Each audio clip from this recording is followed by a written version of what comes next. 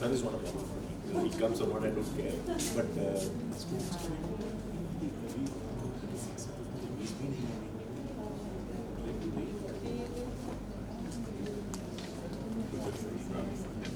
so let us see.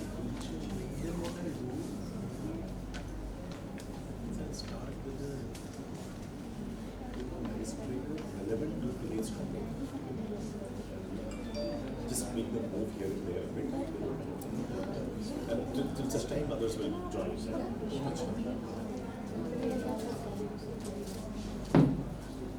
A very good morning to everyone. As we begin day 5 of the AICTE ATAL Advanced Faculty Development Program, it gives me immense pleasure to warmly welcome our distinguished guests and all the participants present here. It is my honor to introduce our distinguished speaker for today's session, Mr. Jayant Krishna, Sir. Sir is a renowned leader with over 38 years of rich experience across industry.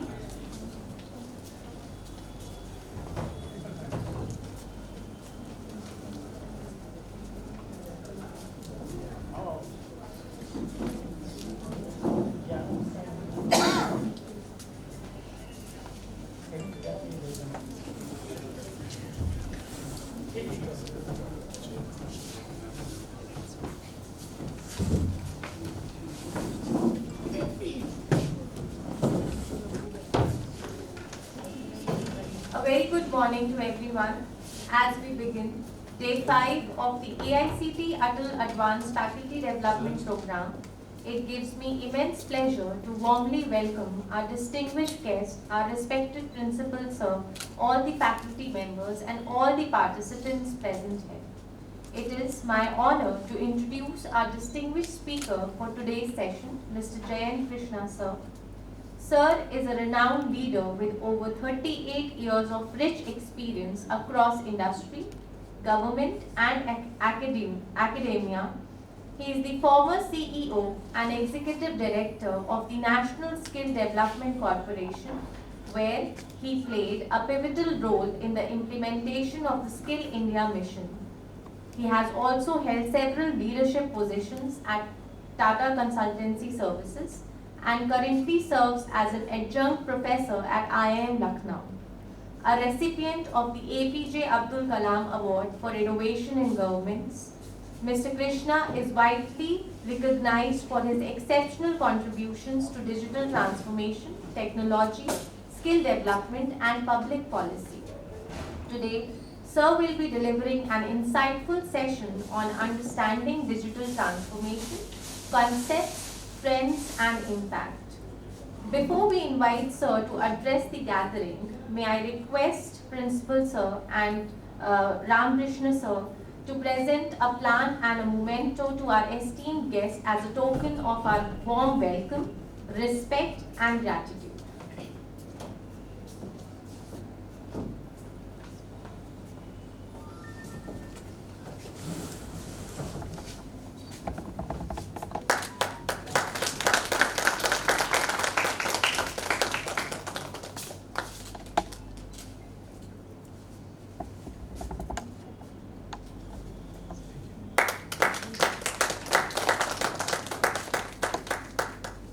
So we are truly delighted to have you with us today. We look forward to learning from your vast experience and valuable insights. With a big round of applause, let us welcome Mr. Jayant Krishna, sir.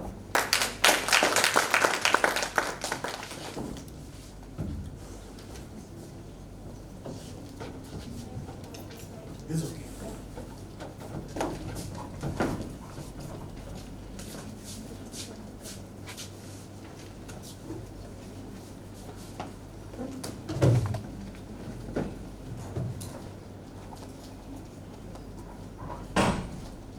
Good morning to you, and thank you for the kind introduction.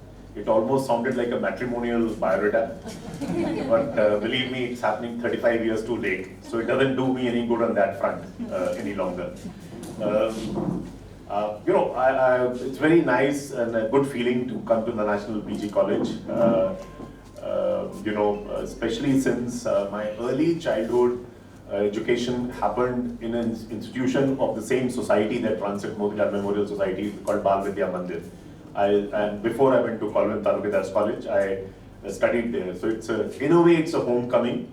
I have never been, whenever I used to go on Rana Pratap Marg, this side of the city, I used to admire the heritage building of your intermediate section because that's so beautiful. It's like a colonial British building, and I, being a huge heritage buff, it always used to fascinate me.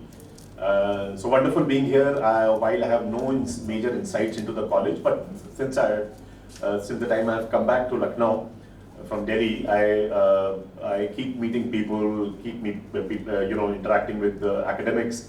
Generally, the feedback I get about the National PG College is very positive, which is very good in the sense that this part of the country is not known for value creation, and here they are serious about academics.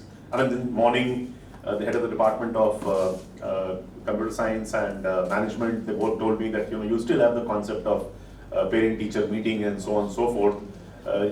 Just to instill a bit of a fear in the minds of students that you are being watched, and if something goes wrong, the message goes directly to your family. Because most degree colleges and universities, college authorities have no connect whatsoever with the parents. Absolutely zero connect. If something mishap happens, they won't even know how to reach out to them on their phone because there'll be nothing in the records. That's very good. But let me also share an anguish with you. The time for this session was 9 o'clock, right? And if people do not pour in on time, right, and even after 1 hour late also, still at least 10 perhaps more faculty members who are going through this FDP are missing. Let me compare and contrast. This is not a reflection on the college or National PG College because they are hosting it. And people are coming from all over different colleges, different universities, and so on and so forth. I can tell you because I have done more work in the southern part of the country, in western part of the country, the part of the Tata Group, and later in Delhi. I can tell you something if this FDP was in any of the southern states, 5 southern states or 2 western states, and especially Maharashtra, Gujarat, perhaps I'll grant exemption. These 6 states, if it was held, people will make sure that they come 5 minutes before the start. That's a culture, and that's a reason our state, no matter we keep tomming about our achievements and so on and so forth. After independence, UP was #1 GDP state of the country. #1, highest amount of the wealth generation, income generation used to happen from our state, right? Today we are not in the top 3. How we have slipped. We have continued to be the most populous, but we have failed on that. So this culture is very, very important, right? So what I'll do, because the sequential things my FDP will cover. So what I'll do essentially, I will start with which I had not planned, but looking at the fact that some people are yet to come in and they'll be completely at loss if they miss out the earlier part of my faculty development program.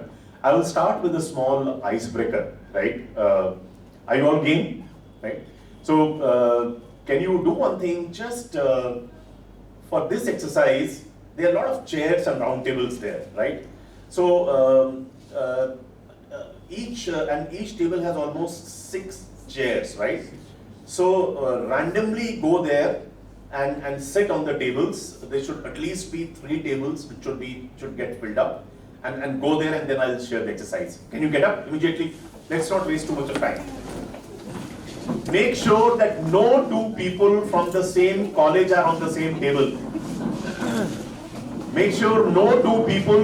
Are you hearing? Are you listening to me? No 2 people from the same college should be on the same table.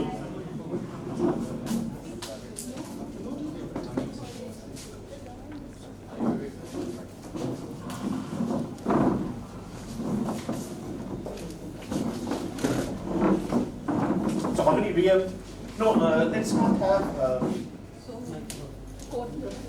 no, I'm okay, I speak loud enough. So, you can come here because, just put the chair. One person can come here. No, that's already 5 people.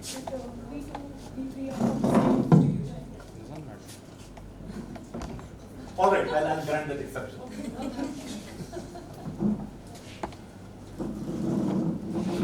All right, yeah.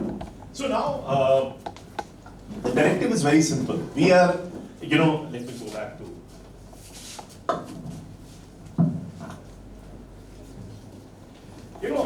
We are living in from a digital technologies, digital transformation perspective, some aspect of digital technologies that you are very familiar with is the social media, right? We all have social media accounts, be it Facebook, Instagram, Twitter, which is called X now, LinkedIn. We all have.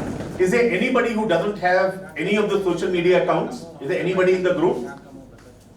At least on one of the social media accounts that you are present, everybody in the group, right?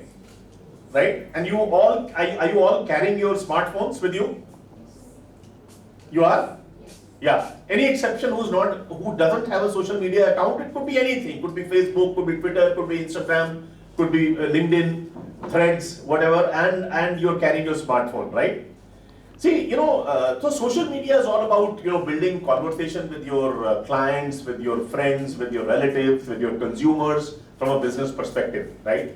It's a very simple icebreaker that I would like to do with you is, the maximum number of people on each table is 5, right? In fact, all tables have 5.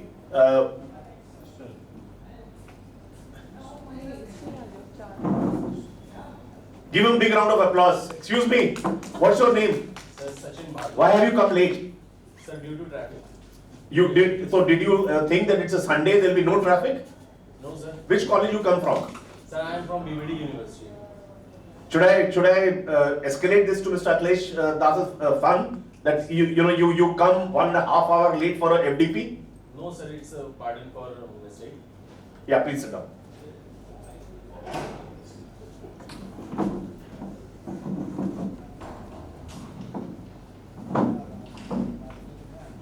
Now these things come so easily to us, traffic, right? And I also came by the same, there was no unusual traffic, the same traffic what you have every day. Are you not sick and tired of using the lame excuses? No, sir, regularly I used to come on 9 o'clock. This is my first time. Oh, then you are, we grant you that exemption and on time, right? Yes. Okay, so there must be a genuine reason. So I stand corrected. All right. So what you have to do is, you have 5 people on each table, 4 tables, right? You have to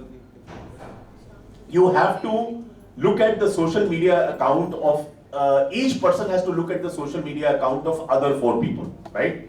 And whichever, you decide. I am best represented on Facebook or LinkedIn or Twitter or Threads or any other social media format, right? So what you'll do, you'll either give access to that on the other person's phone or give your phone itself, right?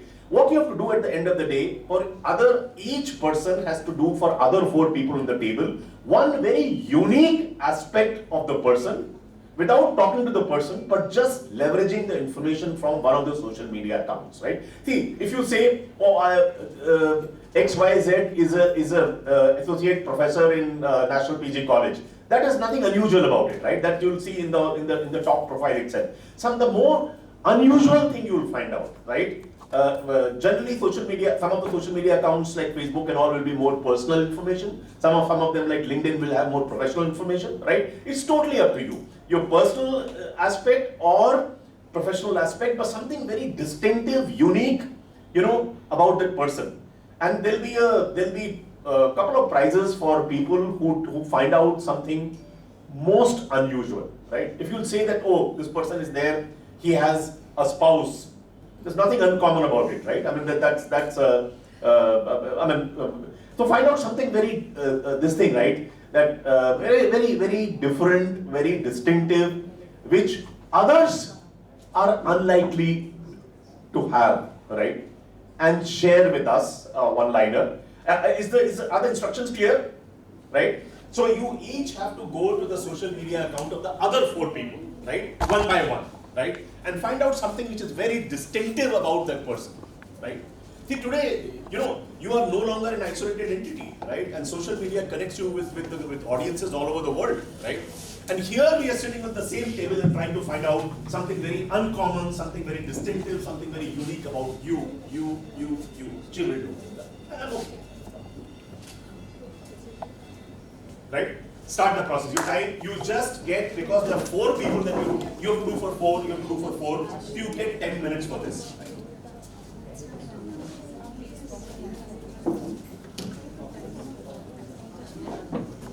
This I'm doing it in the hope that other participants will come.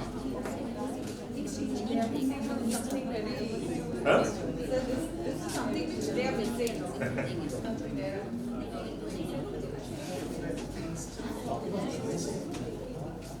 जो एक time होता है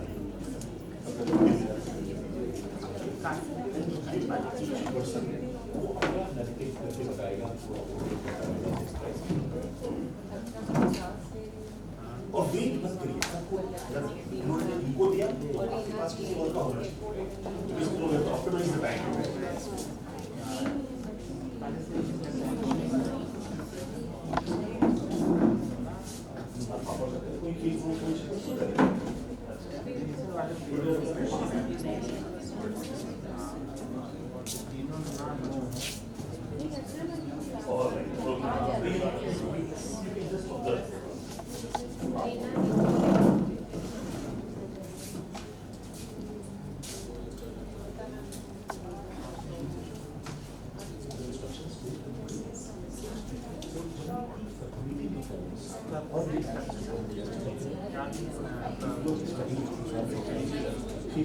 somebody else's profile at the same time.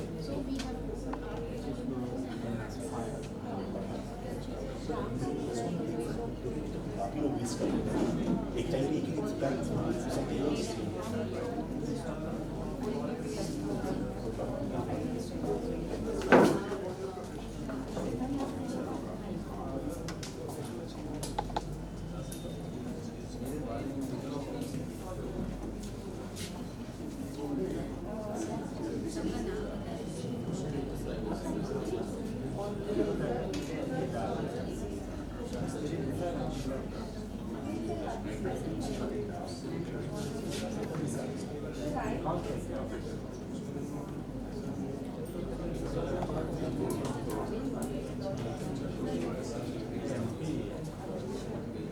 Two minutes up out of 10 minutes, 2 minutes have gone.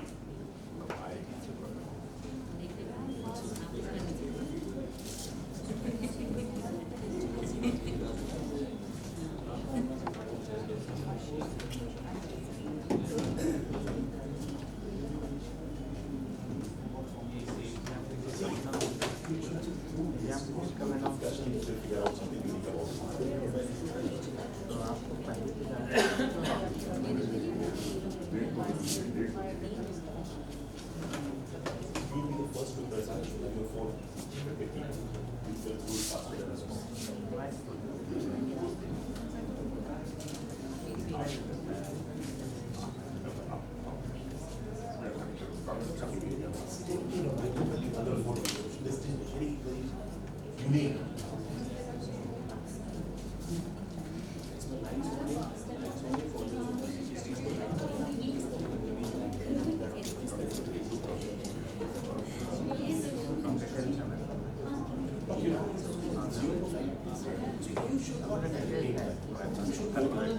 1 by 1 they will keep on doing. Others should also do it. Because you would know, right? Others should be able to find out within your social media profile is what's unique about it. You should not help in that journey. Last post is unique about it. They should find out from the social media. Whatever.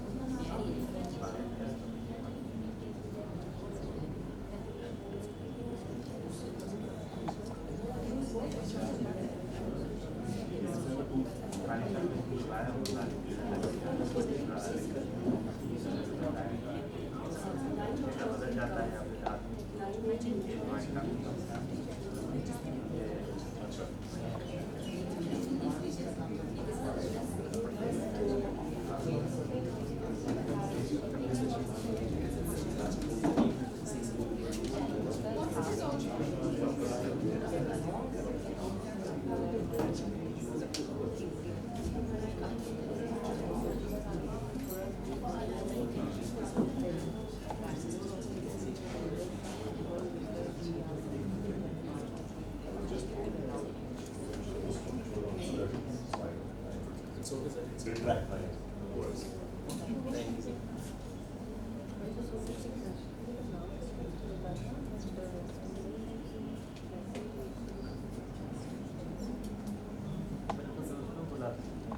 5 minutes up, only another 5 minutes left. Are you midway through?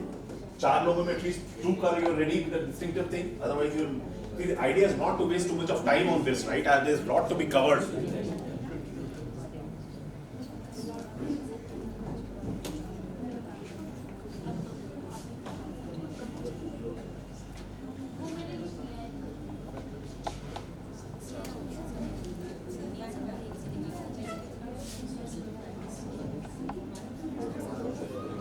No, individual. It's not good in that sense. Just for the sake of convenience, I'm just like, you have different observation in this social media profile than her. So you have to do for each 4 of us. Just one point.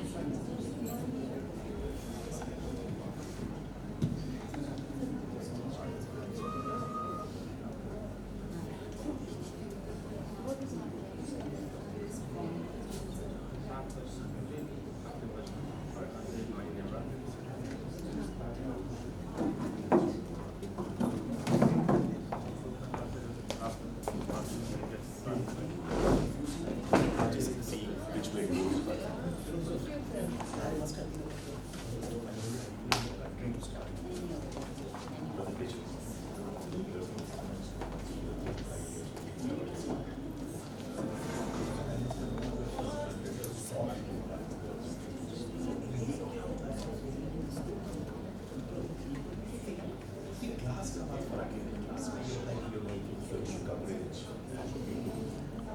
Points to remember also what to talk now.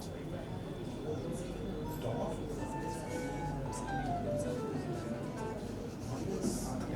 Divided between the speaker and the visual almost.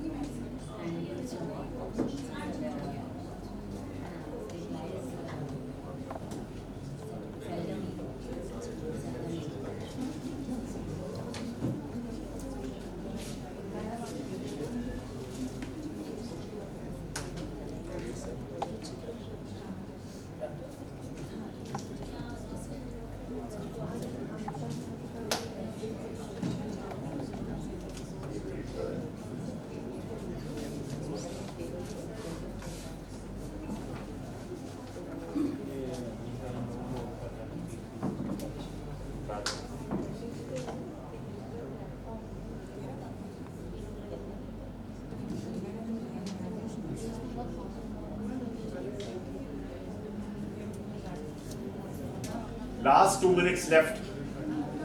You're done? Everybody has done?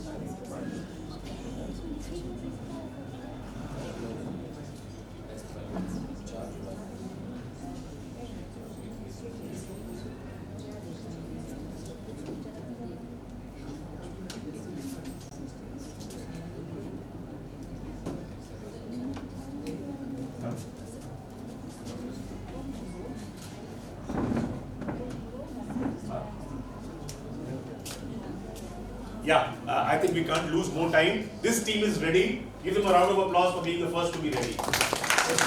Although there's 4 people, so less work. No, 5, but he will be later on. So start. But how? Achha, oh, there is all 5. Okay, so who will start? You have to tell about each of the unique thing about each 4 of them, right? You have to tell about each 4 of them. Not one person is not, everybody does it. Start. ये इसको remind they.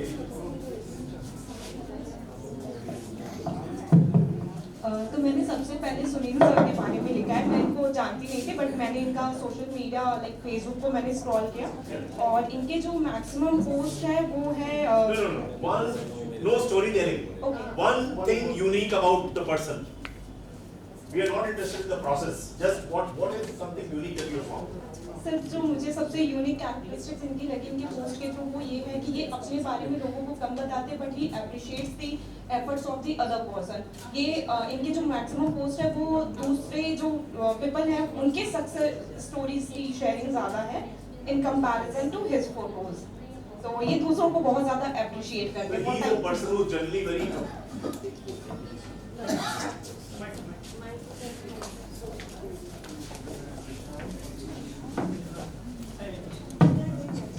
He is generally a person who is very appreciative of the work that others do. Yeah, sit down. Sir ये मुझे बहुत अच्छा feature. All right. About the others? And next is about Vivek sir. Now, Mr. Vivek did not have any social media presence at all. He only uses WhatsApp. But she's gone through the WhatsApp messages. I hope none of them are private. You're not. Sir, I have not seen the conversation. All right. Okay. So what's your observation about him? Sir मैं इनको पहले से जानती हूँ तो he has retired from his work. इसके अलावा No, this is nothing unique about retired or not retired. Sir, let me complete. तो ये No, but we don't have time. You have to tell Okay, something sir. distinctive. No storytelling, please. Sir, It is today my turn to do storytelling, not yours. Sir ये retire होने के बाद भी ये अपने professional और personal life को बहुत अच्छा बैलेंस करते हैं और ये अपने फैमिली को भी इक्वली उतना टाइम Okay, दे रहे हैं और that's it. So a good balance between professional and personal life. About them? her name is कोमल। ये बहुत लाइफ एंजॉयिंग गर्ल है जितना मैंने देखा मुझे इससे ये समझ में आया कि she explores all the new Very fun loving. Yes sir. Okay. And Dipshi, sir ये थोड़ा अपने आप को लोगों से इतना एक्सपोज नहीं करती है। Oh, she remains aloof. Yes. Ah. काफी मतलब ठीक है हम लोग अपने चीजों के बारे में सबको बहुत ज्यादा नहीं बताते हैं। All right. Now you tell about the rest of them.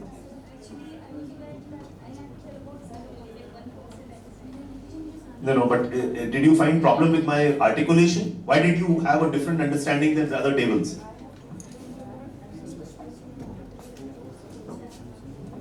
You have gone. Terrible. Sit down. आपने किया बात? चलिए. This person understood, she understood, and 2 of you have not understood that process, right? If simple instructions you can't follow, right? I thought I was very clear what is to be done. You can found me wanting for many other things, but not for a communication at least. Yeah. Sir, she is and she like to share her achievement rather than share her personal story. Okay. She shares her achievements. Okay. And she's deep. No, that's the one. Pick up something which is very distinctive. Is this the most distinctive Yes, thing sir. about others? She's deep. She. Not she. Move to others. No. No, I tell. Achha, okay, all right. But you're pointing at her. So. Sorry, sir. Now I'm telling about her. She's deep sea and she likes food from her Instagram story. Oh, she's foodie. Wow. Very foodie sir, from her Instagram story. And she's Komal. Some spiritual videos are there in Instagram, so I think She could be a spiritual person. Spiritual person. All right, lovely. I didn't explore Vivek sir, but I'm All working right. with him for 3-4 days. Okay. He's very inclined to their family. He's He's a very family person. He's very family Lovely, person. lovely. All right. Which team will start now? Yeah, start. Use this. Hello, good morning everyone. No storytelling, name of the person and something distinctive, nothing. Just very, very crisp. I'm telling about Rajoria. She's Anupama Rajoria, and I've been like sitting from last 4 days. No, just what is distinctive? Nothing. She's No preambles. Okay, fine. She's friendly. She loves history. She's No, that's it. These are general things, anything distinctive. I feel- One thing which is most distinctive. I feel she's a very jovial type of person. Very jovial. Yes. All right. Others? And now I'm telling about the Brian Hashney. I find he loves music. Brian, huh? Yeah, Brian. Huh? He's from Kenya. Oh, Kenya has some of the most fantastic safaris. I've been there on a holiday. Yeah. And I feel that he doesn't want to show off, and so that no one can peep him. Okay. So you find him to be a private person. It's not easy for even going through social media account. You could not Yes. get a deeper insight into. No much followers. No many people are following him. So I have seen via Instagram. Okay. So this is my observation. All right.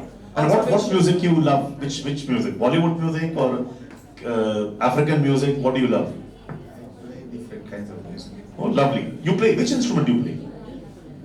I play the keyboard, guitar, Which electric guitar, Hawaiian guitar, which guitar you play? electric solo.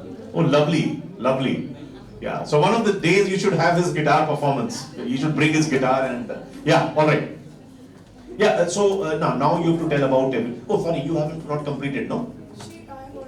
Oh, you've done. Oh, jovial, okay, all right. Yeah, start, Brian, yeah. Okay, for me, I happened to get some information about Anuma.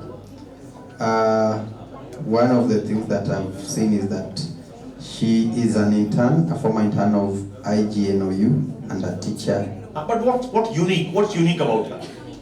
What's unique about her? One thing that appears mostly in her profile is that she's into teaching. Teaching. Yes. That's All right. what comes. About others? On others? Now switch over to the other person. Vivek, one thing that I've also seen about, not Vivek, but Virendra, sir. One of the things I've seen about him is he's interested in trainings and like he's been in previous FDPs. So he's into training. So does he do training or does he attend trainings? He's attending trainings. Oh, he attends lots of trainings. Okay. Huge focus on self-improvement. Attends lots of trainings. Others? And then Switch over to the other people now. for her, Yeah. I've seen that she's very expressive in whatever comes in her mind. She puts it on. Lovely. Very expressive. What a fantastic feedback. Very expressive person. All right. Yeah. Start. Good morning, sir. Do you see yourself as very expressive, as Brian says? Perhaps yes, right? Perhaps. Okay, all right. So I see sir's account, and I found that he is very active in academic fields. Like most of his posts are basically from various FDPs and workshops they are going to. So he is actually the FDP man. I mean, attended lots of FDP. I found academics. All right. Move to others. Sir, others accounts I have no idea. You didn't go through. But why did you say your team is ready then? All right, you start. Morning, sir. Good morning, everyone. So first one is Shravani Sahu. I found her to be introvert person. Introvert. Yes, because So this is a contradiction. Brian says she's very expressive. Yes, I saw her Instagram account, and I found that she doesn't post her pictures often, like after a year or 2 years, like that. So you just see the same social media account, how two people can have contradictory opinions. Somebody says she's very expressive. Somebody says she's very quiet and to the extent of being introvert.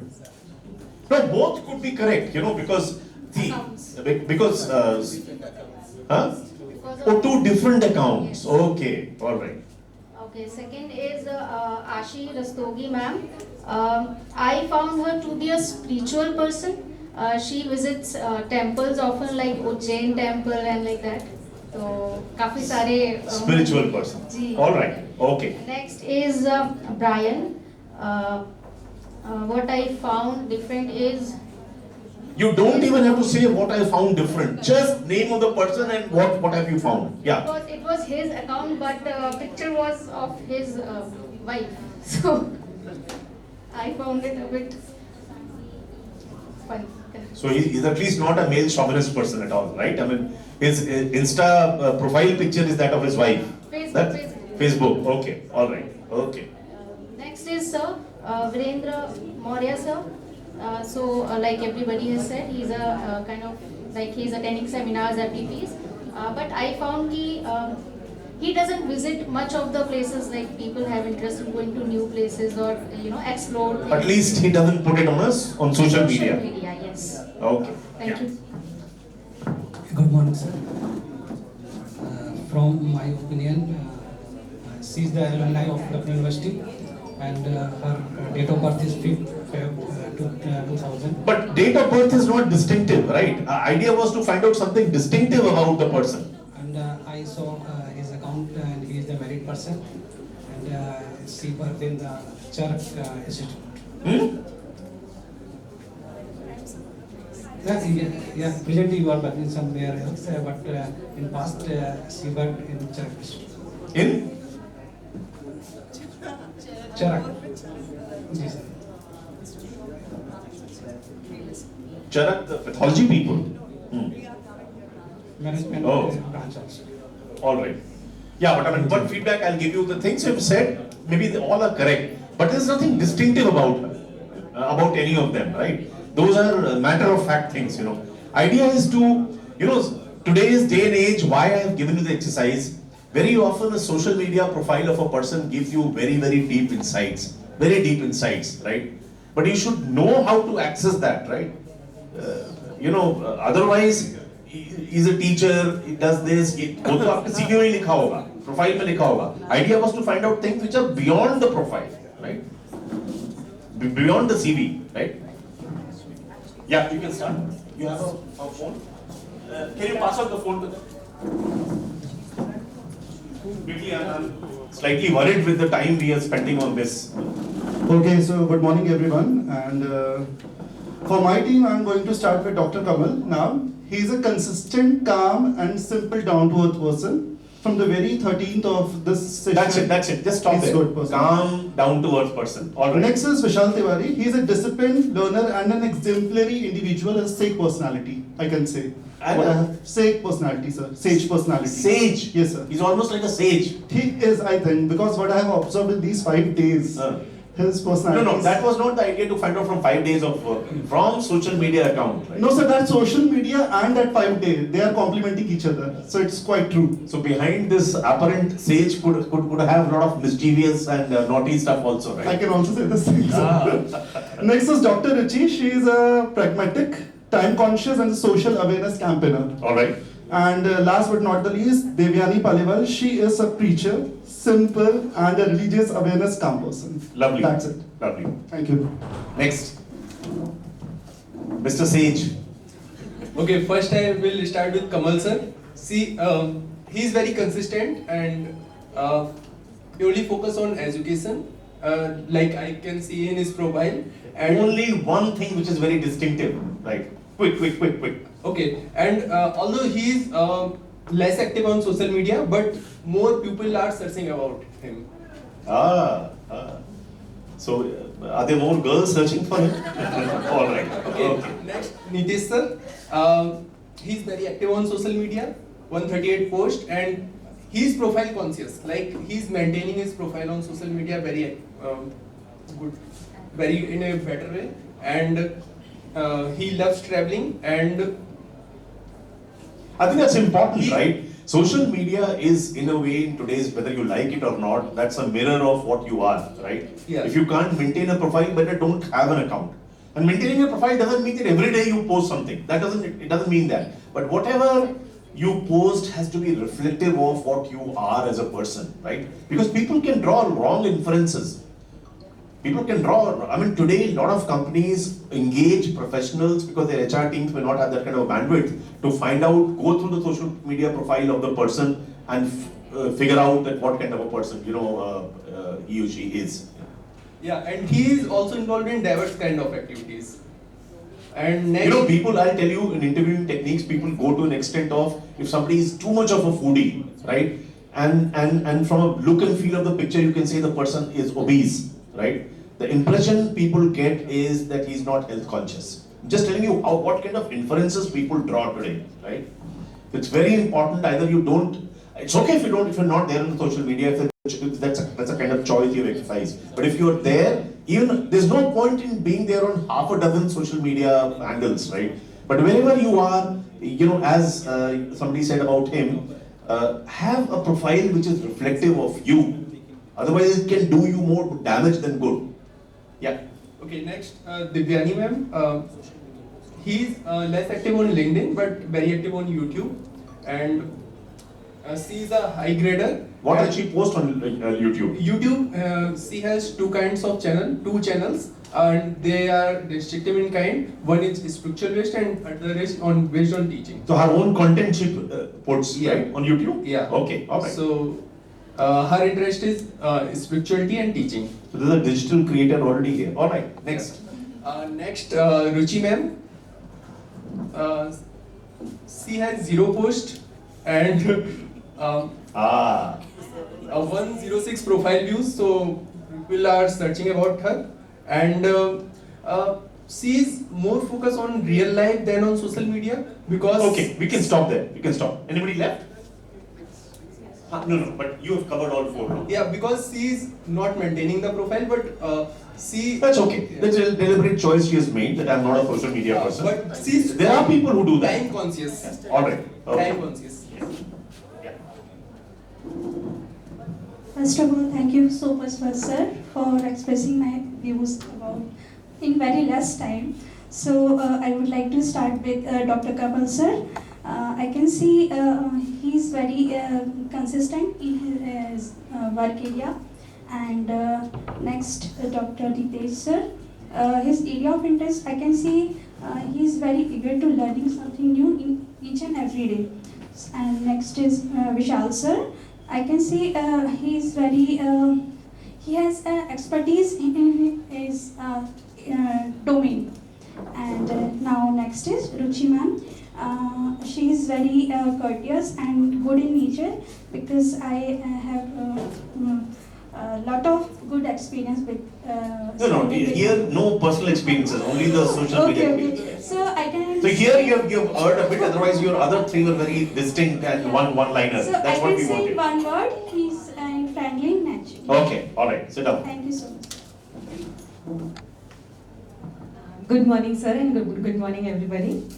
First, I would like to speak about Kamal Nath, sir. One thing that one word that I would give for him is a consistent person. Consistent. Next person, move to the next. Second one is Dr. Nitesh.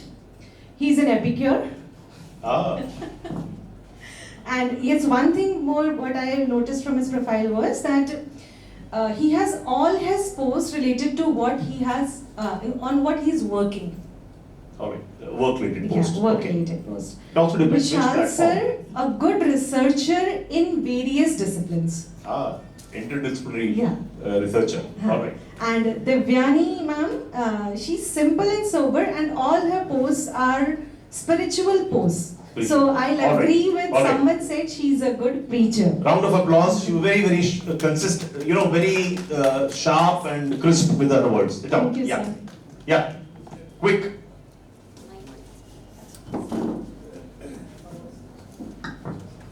Good morning, sir, and good morning, everyone. And first I'll talk about... No good morning, you're wasting time with good morning. Okay. How many times you'll do good morning? So first of all, for Akhilesh, sir. Now first of all, is also redundant. Okay. Name of the person and unique Akhilesh stuff. is selectively social. Selectively social. Next, And move to the next. Next, Divya, she likes to visit hill stations. And...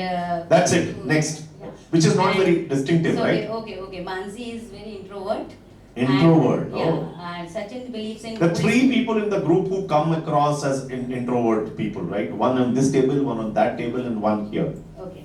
And Sachin is. And if it is a consistent finding of other people also on the table, we have no business to ignore that, right? But one person can tell you something out of vested interest, but I mean the feedback mechanism, loop mechanism is something like that, right? If there are many people giving you a similar feedback, I have no bloody business to ignore that. Right? Okay. And about Sachin, he believes in old school of thoughts and is. Old school of thought. All right. Okay. All right. Next. So sir, about Jolly ma'am, ये Instagram पे 4-4 साल से use कर रही हैं, but what is it distinctive? 4 साल से use कर रही. Why are you telling this? You know, if as teachers you can't follow instructions properly, I'm saddened by this feedback, right? वो कितने साल से ये मैंने आपको बोला था कितने साल से बोल रही हैं? What is name and something very distinctive? She is not very expressive in That next, move to the next person. So about Divya, she is मतलब इनके इंस्टाग्राम से और व्हाट्सएप से देख के लगता है कि अबाउट टेक केयर प्रोडक्ट्स में ज़्यादा इंगेज हैं. किस प्रोडक्ट्स में? Skin care. Skin care, all right. And she loves traveling also. And about Akhilesh sir, selectively social media is मतलब although he have lots of accounts, but only selectively use like only WhatsApp something. Okay. And about he's very foodie and only updated on WhatsApp. All right. Next. First of all, I want to talk about Jolly ma'am. She cares for her daughter so much because she has a single post about her, which is the cake of her daughter. All right. And she is next. Just one thing. Next. You have to pick up something most distinctive. And second one is Akhilesh Maurya sir. He has no time to use any social media because he has not updated any profile. So there is nothing you can find distinctive about him. He is a selective person and a disciplined guy. All right. Okay. Next. And about Miss Mansi, she's a disciplined girl and she want to collect the information, but don't use social media so much. Right. Next. And another one is Divya. She's a topper of her class and she is an introvert as she likes so many posts related to different platforms. Okay. Next. Sir, about Divya ma'am, she is private person generally, and Mansi ma'am, this is introvert person, and about Sachin Bharadwaj, generally he is foodie persons, and one is interesting कि generally वो अपने age group के person के साथ बहुत कम जुड़ते हैं. Generally वो अपने एज ग्रुप से बड़े वालों के साथ ज़्यादा इंटरेक्ट रहते हैं. And about the now this feedback is in sync with somebody said that he's an old school person, right? So there's nothing. It's good. I mean that kind of orientation of being an old school person is something very good actually. Something people should value about it. You know? Or if he engages more with old people, elder to him, that also. It's consistent with that feedback. Next. Next about Jolly ma'am, did not found about any distinctive word, but there's nothing distinctive about it. Move on to the next person. Anybody left? Anybody left? No sir. No. Yeah, you start. Nothing distinctive about her. So first for Jolly ma'am, she loves to spend time with her family. Next. And one distinctive thing you guys were supposed to find out. Sachin sir, he loves to watch action movies. And Akhilesh sir, he's less active on Facebook and Instagram. He prefers call over text. Okay. And Mansi, she loves exploring cafes with her friends. All right. Okay. Who's left? Oh, you left. Where you were not here. Good morning, sir. You're gone out. Sir, about Nitesh sir, he is a very good academician and very active on LinkedIn profile. And Ruchi ma'am, she is very value saving time. And Vishal sir, value saving time, what does it mean? Time sir ये ज़्यादा expend नहीं करती हैं किसी. अच्छा, she doesn't spend. Okay. उसी type के post भी इनके हैं कि value हमें time पे value ज़्यादा रखना चाहिए. All right. And Vishal, well organized, well planner. And Divyani ma'am, she's have YouTube channels and more subscribers, 3,200 subscribers. Yeah. So how much? She must be earning more through YouTube than her salary, right? You know? Thank you, sir. Not yet. Okay, but you'll get there. All right. Thank you. Round of applause. You can applaud yourself, right? All right. Okay. I had to pick up somebody who gave a very distinctive, who created a very distinctive profile for other 4 people on the table, and for whose social media profile others said that you can read a lot and very well maintained. So the prize for the best performance goes to Dr. Nitesh, right, in this group. And I'm sorry to bring that. Can we organize some chocolates for to be presented to him, later? All right. You can come back to your respective places here.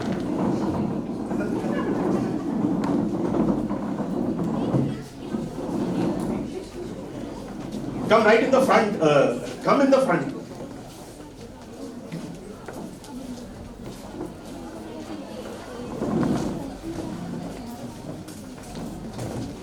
Can you all shift this side? It will be easier. Can you all shift this side? There's enough space. Come here in the front. Come here in the front. यहाँ पे खाली है. Come in the front. There's one chair left.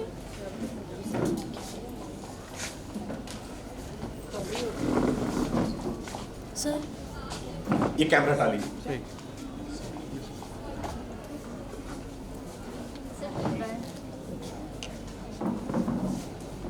Can somebody, one of you come here? There's one seat vacant here. Okay, all right.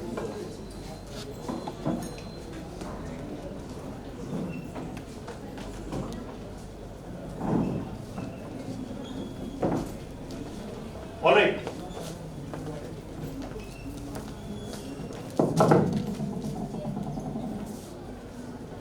Why did we do this? Why did we, for some may feel it was a waste of time to spend so much on this, right? Why do you think we indulged in something like this? Any thoughts? Why did we do? Yeah. For bonding. For bonding. Can you hear me? Is the yeah. For bonding. What else? If you want to know the person, you're going to meet a person the first time, right? Or, I mean, peeping into his or her social media accounts, right? And some of the social media accounts are public, like even LinkedIn. You can't go beyond a point, but till certain point, you can, everybody, whether you are connected or not, you can get insights on. This is a massive source which you can use, right? So, I'll share you some of the data points with you, first of all, coming, to the main subject today, right? See, all the investments which are being made today, right? The capital investments which economic units, industries, they put and so on and so forth, right? In 2014, which is almost 12 years ago, 10% of all capital investment used to go, I'm not talking about the infrastructure and roadways and all that, I'm talking about industrial units, right? Only 10% of the investment in a capital outlay for an industry used to go into digital technologies, 12 years ago, 2014, right? 2020, can you imagine how much it would have jumped to? What percentage of total investment were in digital technologies? 35% in 2020. And you know what is the current situation? Almost 60%. 60% of all investments which are happening, are happening in digital technologies, right? Even if it's an automobile manufacturing shop floor being constructed, right? The bulk of the investments which you have are in digital technologies, right? So it's a huge, huge, huge, If you look at the trend, almost more than half of Fortune 500 companies. Fortune 500 companies are the world's biggest companies, right? All over the world, they're the biggest companies. Almost, and the US Fortune list has US top 500 companies, right? They're all, more than half of them will have, existence in emerging markets, which means that they may be an American company, right? But they operate their plants in different countries, and not just the developed countries, but in the emerging markets like India, like South Korea, like Vietnam, these kind of places, right? Some data points were projected, and they said almost 400 million jobs will be lost because of these digital technologies, right? The job situation is already poor. If you look at our country today, we have almost the employment rate keeps hovering between 5 to 6%, and this is the employment exchange that's registered with the government. If you add people who are underemployed, then the figure, God knows how much it will go to 20%, 30%. People who are underemployed, they're doing something which is not consistent with their background or aspirations and so on and so forth, right? So I think it's a huge thing. The resource scarcity is something that will drive the corporations all over the world, and you'll have to do more with less. That's almost right, like the writing on the wall. More with less, meaning spend lesser resources, both human resources, capital resources, material resources. Spend less and expect a more meaningful output in that. So I think that's very, very important, right? Something terms we use interchangeably. People use the word digitalization, and digital transformation interchangeably, right? Does anybody know what is the difference between digitalization, and digital transformation? Anybody who has some idea as to what digitization, what is the difference? Many of us use these terms interchangeably as if they all mean the same, right? So, anybody would like to gather an answer? Let me start. So, digitization is the simplest of them. Data which exists in an analog form. Analog form could be paper form or any other form, right? Or in the registers, or in the human mind, right?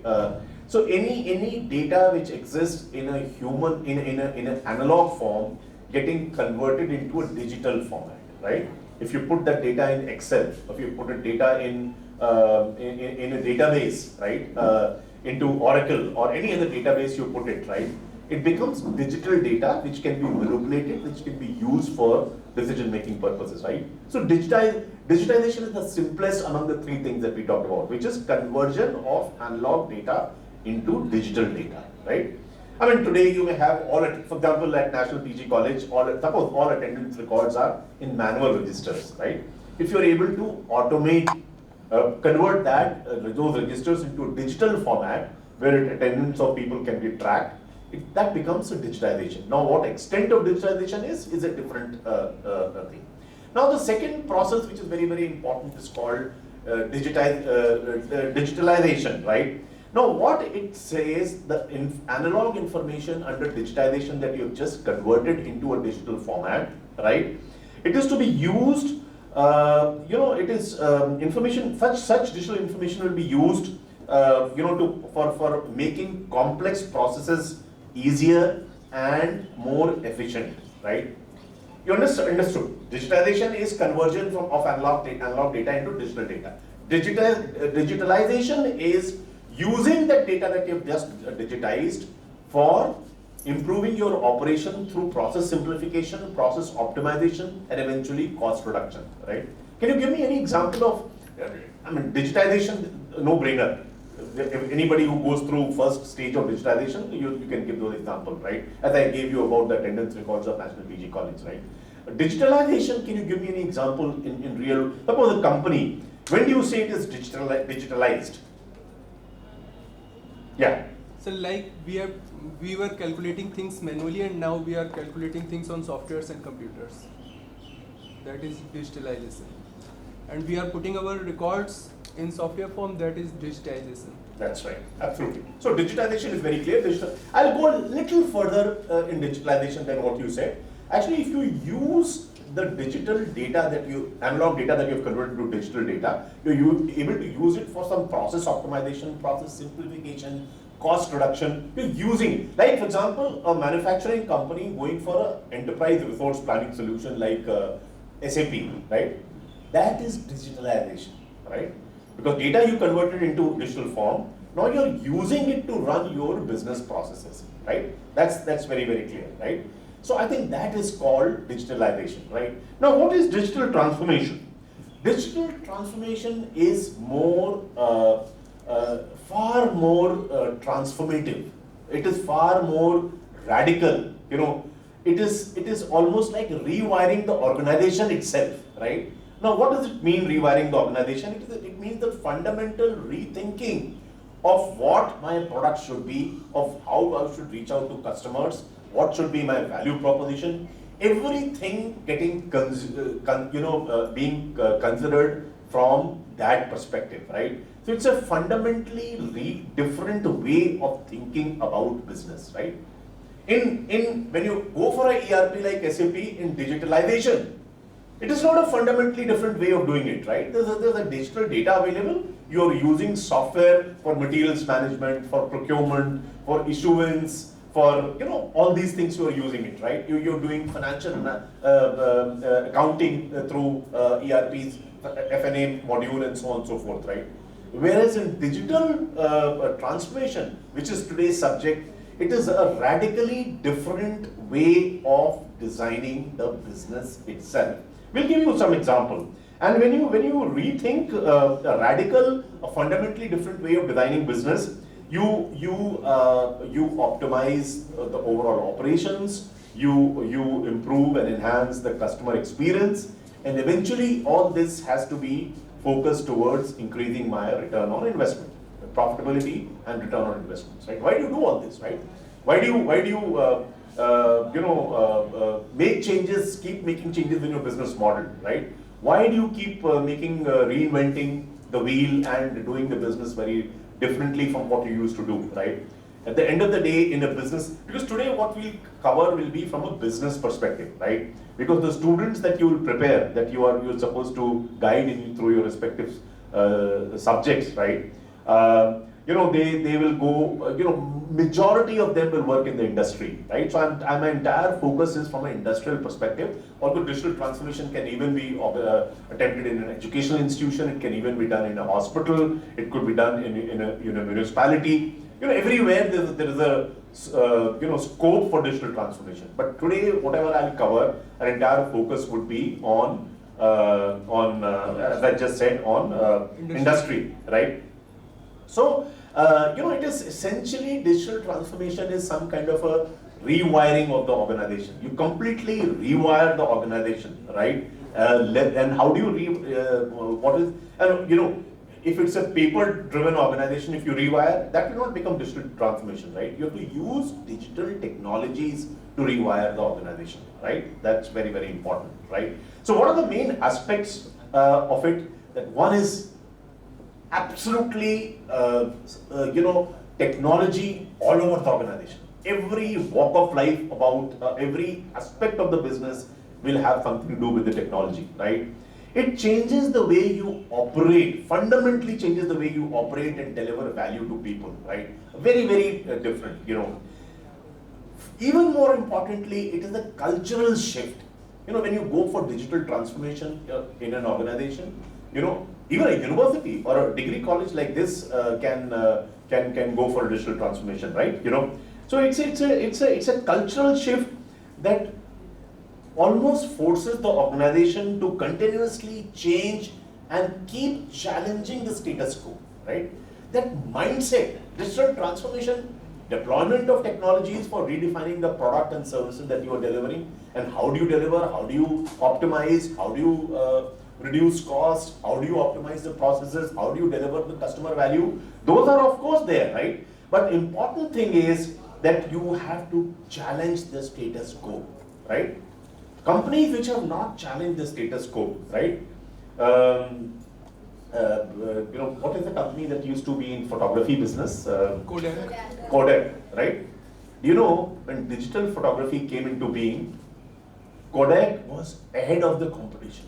Their R&D had completed the digital photography format, right?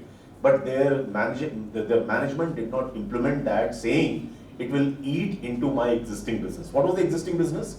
Of those film rolls, you remember? We have all, I don't know how many of you have seen, those film rolls which used to be, you put inside a camera and then they used to go for development and printing, right? Kind of a thing, right? So and they were leaders in that. They were leaders. They said, "Oh, it will eat into my business." They never did that. And where is Kodak today? Doesn't exist. Doesn't exist as a photography company at all, right? Nokia. Nokia is another. These smartphones. Nokia was the Not Samsung, not Apple. Nokia was the first to design the smartphones, right?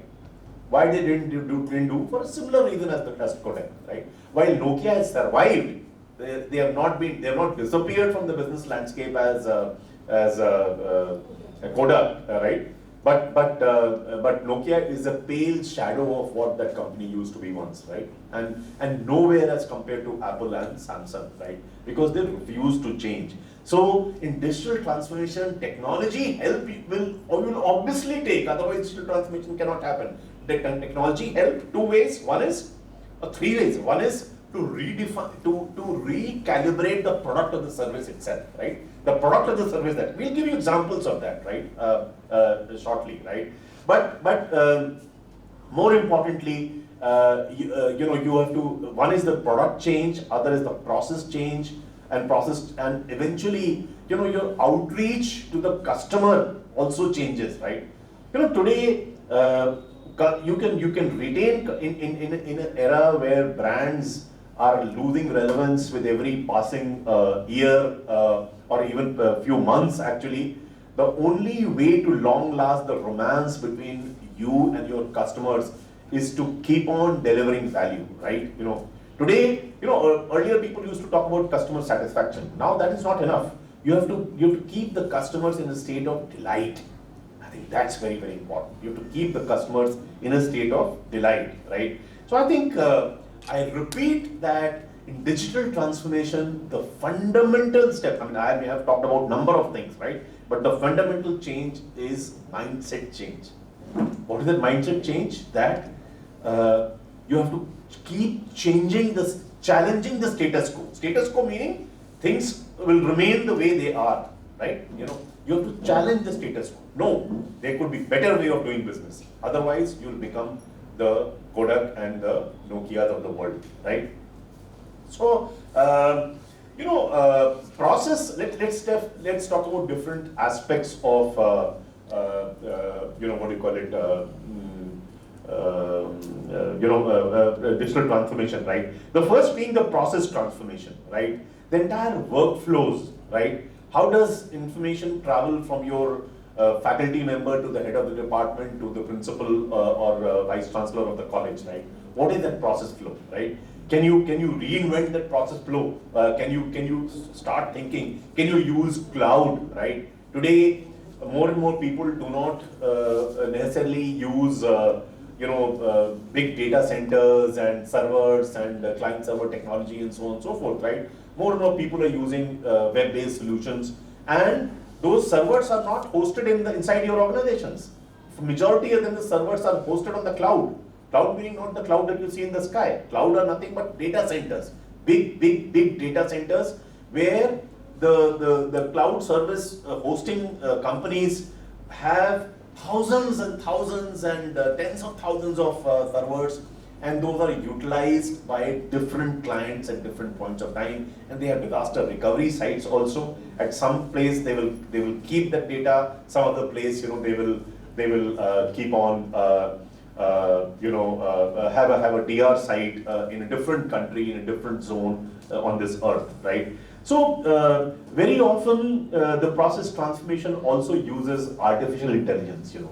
Are you okay to go little beyond Dr. Soni? Is it okay to go beyond 12 because I will not be able to complete what I intend doing? What is the schedule for the rest of the day?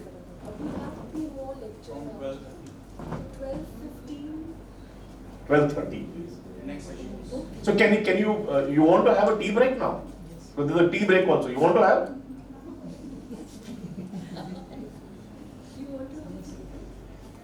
Can tea be served as they are sitting there itself? No, they'll get up. You can do that. बाहर है कहाँ पे serve होता है? अच्छा, so 5 minutes. Just get your teacups and we will start here only. 5 minutes. Very fast. Because I think this meeting business has cost me a heavy amount of time on the icebreaker. All right. So I just talked about different steps of digital transformation, different pillars, if I may use that word, of transformation. First of them, I talked about the process optimization itself, process transformation, where new kinds of workflows have to emerge. You can use new engine workflows, you can use artificial intelligence, you can use, obviously you use cloud as well. So, all these things you can leverage and use it. And why do you use it? You automate this for efficiency, a higher efficiency and cost reduction, those being the common denominators, right? Now, second pillar, which is very, very important, is how do you enhance the customer experience? That's extremely important. How do you enhance the customer experience, right? Personalized user interactions, right? I'll give you several examples, going forward, where you realize how companies have radically redesigned the way they used to do business, right? That's very, very important, right? Personalized user experience, optimize digital products, tailor-made digital products using digital inputs to suit the exact requirement of the customer, right? Could anybody believe that a company like Nike will give you, if your shoe size is not 8 or 9 but 8.5, which is not something which is available in their stores, but you can order it on site, online, and you can get that, right? There are lots of examples like that. So streamline the entire customer delivery system to optimize that value chain. I think that is essentially what happens. As I briefly mentioned earlier, the cultural transformation of the organization is far more important. Because you can hire talent, you can get technologies, you can acquire technology, you can pay for vendors who will bring that technology, right? But unless the cultural transformation has happened, unless that reorientation of the mindset has happened, things will not improve as much as you would like them to improve, right? Change management is very important, right? If you're going for a digital transformation of an organization, there are a lot of people in the organizations which would like to have a status quo. They would not like to make changes, radical changes at all, right? How do you take care of them? How do you align them with the new vision which the organization has for the product or the service, operations, processes, customer delivery, customer interface, after sales service? How do you ensure that the mindset is open for that change? I think that's very, very important, and therefore the cultural, while I mentioned this as a third pillar, but perhaps the cultural transformation comes as the first step. That's very, very important. Product and service transformation. Legacy products, the old generation products, how do you make them digitally enabled, right? Today in factories, right?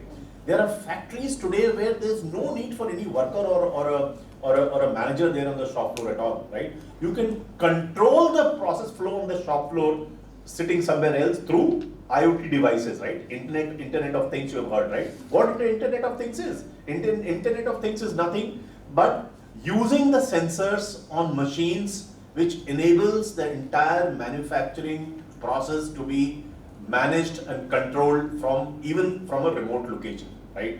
And what workers used to do earlier, which is not a good story from an employment perspective, but I have been, let me tell you, when I had gone there as a British traveling scholar to UK, I had an opportunity. This is talking about the year 1998. We had gone to a factory called British American Tobacco in Southampton in UK. Imagine, almost 29 years ago. And they had the first generation robos available. In my entire 2 days that I spent in that factory, I would have seen only 30 people. That was largest tobacco factory in UK, only 30 people, the kind of automation that they were using, right? I have been to a Mercedes plant in Germany. This is also 7, 8, 9 years ago, right? And there the next generation robots had come.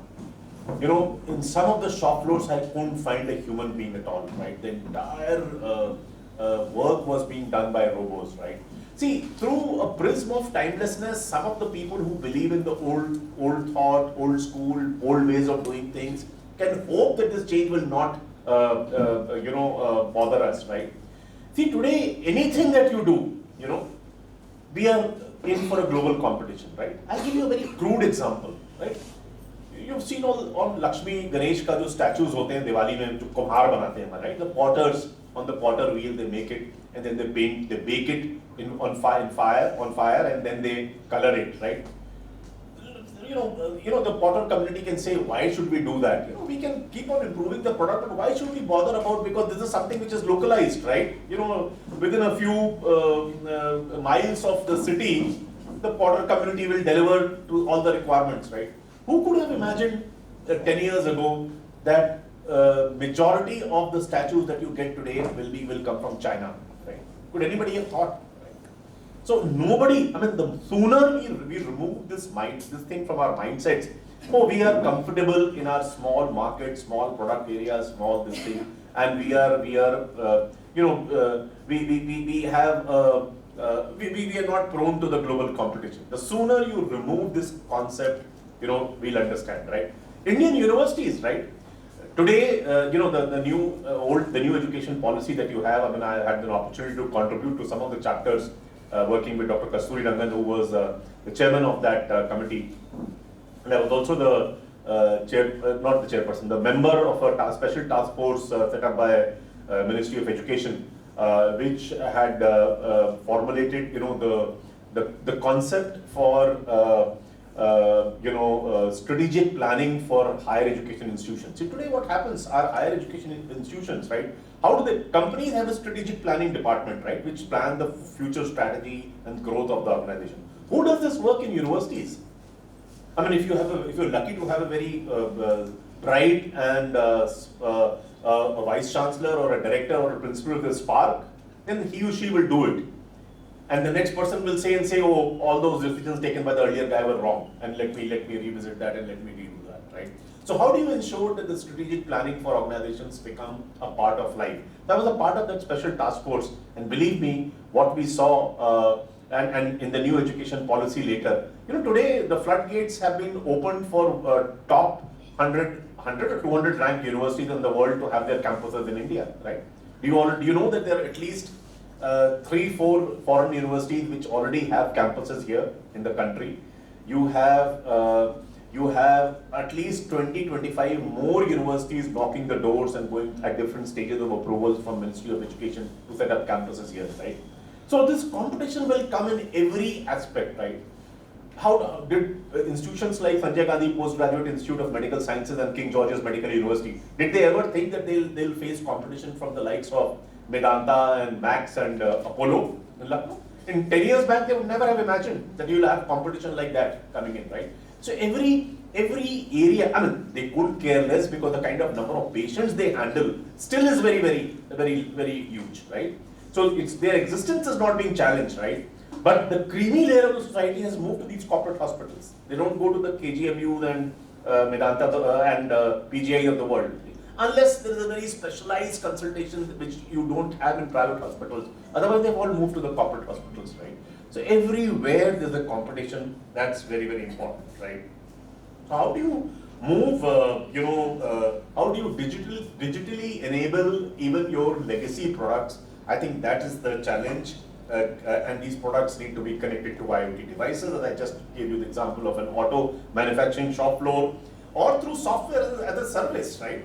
Today, for example, let's talk about a payroll application or a CRM, customer relationship management application, right? Today companies don't have to develop that software. They are third-party providers which give you software as a service, right? You buy their licenses and start using the software for your own company. So they'll have different instances of the same software available for your company's operations, and you run that right from day one. You start using that application. Payroll. All companies used to develop payroll applications for themselves today. Today, very few companies do that because payroll application is available under software as a service, like as a utility. Like you open the tap and water starts coming.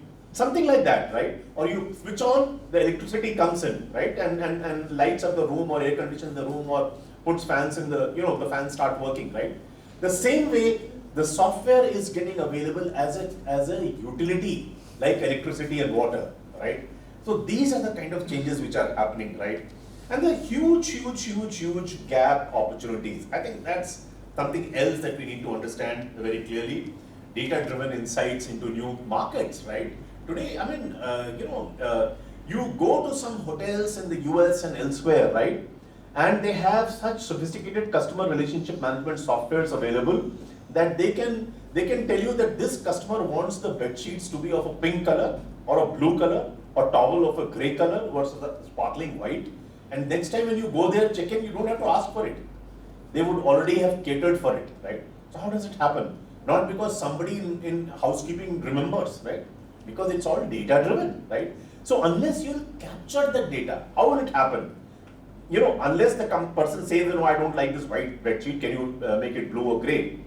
Then one is the person, employee comes and changes, the other person, he changes and also feeds it in the customer relationship database that the person has a preference for a particular color, right? You know, or a person wants a smoking room or a non-smoking room, right?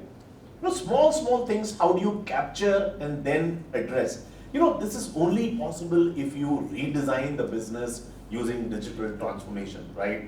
So I think let's discuss some examples. I think it's very, very important. How many of you have heard about IKEA? Raise your hands. Few. IKEA are, you know, furniture, big mega furniture stores, right? Furniture stores, and where you don't hire a carpenter, right? You just go there, products available, you just have to, and they are dismantled, and you just have to go buy, take them home and nut and bolt them, and then it starts becoming operational, right? Now this was their old model. There were manual catalogs. You go to their stores used to be mega stores, big stores, generally on the outskirts of the city. Why? Because the real estate was cheaper there. If you can't have it in Hazartganj or in Palacio, because that space will be very expensive. And there, you know, the furniture is to be laid up, arranged and in look-alike bedrooms and drawing rooms and so on and so forth. So it was a huge space-intensive requirement of IKEA. Now, and there used to be manual catalogs. You go there, see their product, and just take it home and reassemble it yourself, because and start using it. Today, how IKEA has used digital transformation, that they have an application, they have challenge, you know, where you can have an immersive 3D Omni model using augmented reality and virtual reality products. For example, you go online, right? Like an IKEA product, you feed in the picture of your home and share the dimensions of this room where I need a bed, a double bed, you know, this is the size of the room and this is the size of the bed. Can you place the bed and show me how it looks? Believe me, almost like a picture of a room you will get generated and three-dimensional from different angles. You can see and visualize. कभी-कभी होता नहीं, हम furniture घर ले गए और सोचा अरे ये तो बड़ा अच्छा लग रहा था, घर में फिट ही नहीं हो रहा, or it's not looking good at home. Doesn't it happen, right? Or anything, even a curtain, right? You buy a curtain, it looks very fancy in the shop floor, but it doesn't look good in your home, right? Or it will look better in your home. What possibilities are there, right? So, you know, they are able to move away from the brick and mortar. I mean, they have not closed down their brick and mortar, this thing, but the total investment they had in real estate in terms of those mega stores where they used to sell products from, that has come down, because lot and lot customers have started ordering it online, because what was not possible in a showroom, because showroom will have a standard bedroom and 3-4 bedrooms and different types of beds will be shown. Here the product you are able to customize based on your bedroom, your living room, your dining room, or your study, you know, your study room, you know, and you can pick up the furniture and place it and see how will it look, you know. It will become too heavy for the room, right? Sometimes you get a feeling, aa to gaya, or the room is not that big, looking very horrible inside, right? So you choose the appropriate product. So it is only possible if you have a digital transformation. You know, and through these techniques, through augmented reality and virtual reality techniques, you know, it allows customers to digitally place furniture into their homes before they take a buying decision, right? Domino's Pizza, right? 15 years back, the entire only model they had, you go to the outlets, order and have pizza. You know, today majority of the business that Domino does is through home delivery, right? Now, is the home delivery possible without technology? Just not possible, right? You don't even have to phone. I mean, you can use the phone, but they don't encourage you to do the phone. They encourage you to place an online order, right? And in 15 minutes time, pizza will be fresh pizza will be there at your home, right? Do you think it's even possible? You know, how many of you use Olas and Ubers of the world? Most of us use it, right? Kind of thing. Do you think without technology? Now, this is not a digital transformation. Ola and Uber is not digital transformation. Ola and Uber's business model itself started on, riding on the top of technology, right? This shared mobility which you have, it was not possible unless, why you pay, sometimes you pay much less to an Ola Uber driver than a traditional taxi that you have, because they're able to optimize on every leg of the travel, right? After you have left, very often while you are getting down from an Ola or Uber, they'll get the next order. It has happened with me sometimes that you get the next order from the same. We were at ITC Moria in Delhi last week, and the moment we got down, उससे पहले उसका order उसी जगह से आ गया, and the other guy, the next customer, was opening the door for us to get down, and he gets in. Now this optimization was not possible unless, so these are not examples of digital transformation. These are the transformations of organizations which owe their existence to digital technologies available. They started. So I think Starbucks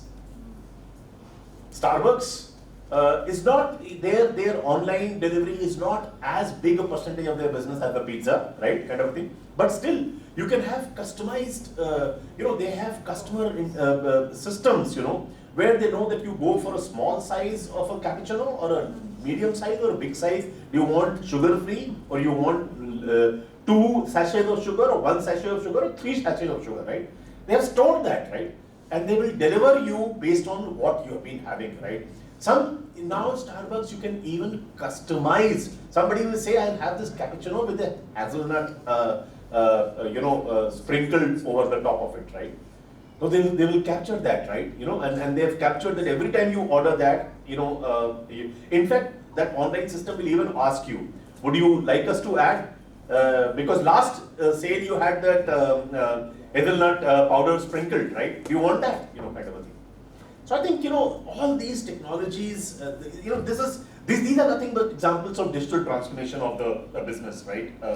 Nike, as I said, if you want a 9.5 size, which is not available in the store, but you can order, and in a very reasonable 2-3 days time, it gets delivered to you, right? Imagine, how many of you remember when Ford, perhaps the first car company in the world, right? They said, the Henry Ford used to say, you can buy any car as long as it is black. Have you heard this? How many of you have heard this? You can buy any car in the world as long as it is black. When people wanted their color in the car, he said you can buy any car, which means we don't care to give you choices at all. We give you one color which is black. If you like it, take it. Today, imagine, this do-it-yourself car, the Chinese car. You can order any set of features. You can order any set of upholstery. Do you want your upholstery to have air conditioning ducts or not? Do you want 8 safety bags, or you need 5 safety bags? Everything you can customize, and the car with the same color. Do you want sunroof? Do you want anything that you want? This combination. Typically, from the days when Henry Ford used to say you can buy any car as long as it is black, and one model or 2 models at best, fitting the requirements of every customer, to something that you can design and order online what kind of car you would like to have. Of course, that car can't come in 2-3 days time. It will take a month or whatever it is, right? But 1 महीना तो लग जाता है आप अलग-अलग car showrooms में जाके scanning करने में, right? उतनी देर में you custom make your car.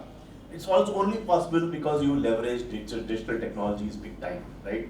And the way their shop floors are organized, the way their inventory stores are organized, there's no strain on them to do a car which is specific to your requirements, because the entire supply chain gets lined up based on this volatility of the customer requirement.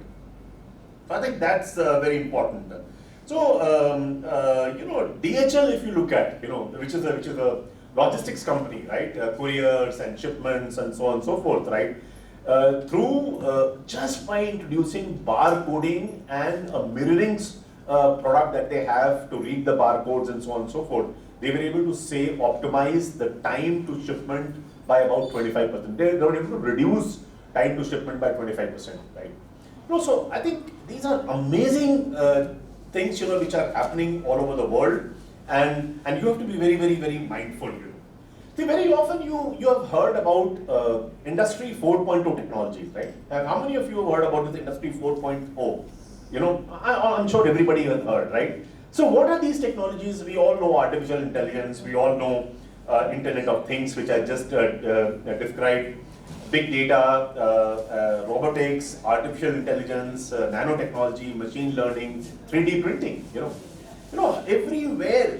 So, digitalization of the whole product life cycle, it allows the data from production to service platforms, and thereby leading the faster product improvements, equipment monitoring, preventive and predictive maintenance of the plant, advanced product analytics. Everything is possible today, right? I mean, which this seamless integration which has happened, right? It is also a cause for concern because a lot of jobs are getting lost, right? I'll give you an example of a company called Foxconn in China, where introduction of AI and robotics itself resulted in the loss of 60,000 jobs. One company, 60,000 jobs, which got lost because what people were doing, robots and AI-driven technologies were doing, right? There's a research firm in the US which has done some study about Indian IT industry, and they've said, Indian IT industry employs, I'll just give you the data somewhere. Today, the total employment the Indian IT industry has is of the order of about 60 lakh people are working in the Indian IT industry. 60 lakh. And anywhere between 30 to 50% of these jobs will go in next 2 to 3 years time. They've already started reducing. They'll go. These jobs will go because today, at the end of this year, the AI generated code is the software program, would have overtaken the manually generated code. ये किसी future की बात नहीं हो रही है. It has happened already, right? It would have overtaken this entire code. So the changes are happening everywhere, and out of these 60 lakh people which are working, 30 to 50% of them at the lower end of programming will lose their jobs, right? But the good thing is the medium skilled jobs which are will actually increase by 8%, and highly specialized jobs in software companies will increase by about 60%. Total net will be a reduction because at the pyramid, bottom of the pyramid is where more and more people work, right? Not at the medium and top level, right? But there are new generation. I mean, old jobs are getting lost, but new jobs are getting created also. So I mean, for a challenge for a country like us is, are we prepared for it? That's a big thing, right? So a new generation of jobs which are getting generated are the Internet of Things, the product managers, robo coordinators, industrial programmers, network engineers. But how much of I sometimes a challenge, even IITs and Indian Institute of Science, older IITs and Indian Institute of Science, how much of their technology today is geared up for Industry 4.0 technologies? Very less. And the lesser colleges, God save those colleges, They are not able to redesign their courses. And even if they are able to redesign their courses, where do they get the faculty from? Where would the, faculty also needs to undergo significant upgradation to be able to teach. Just by courses can be redesigned by some experts, right? But how will the delivery happen? I think that's a big challenge. Just to tell you that Internet of Things, people say, "Arey, wo India ke liye bahut dur hai." Let me tell you, $50 billion का market है current India में. सिर्फ IoT. मैं IoT based factories की बात नहीं कर रहा हूँ. IoT devices का $50 billion का market है India में in the year 2026, the year we are living in, as the new technologies are used for monitoring equipment, process optimization, preventive and predictive maintenance of machines, and advanced analytics of products. The big data market today is of the order of about $20 billion in the country. It's a huge challenge, And newer jobs are increasing. For example, of data engineer, machine learning scientist, business analytic specialist, BI, the intelligence solution architects, statisticians, scientists, data scientists. These are new jobs which are getting created. 3D printing.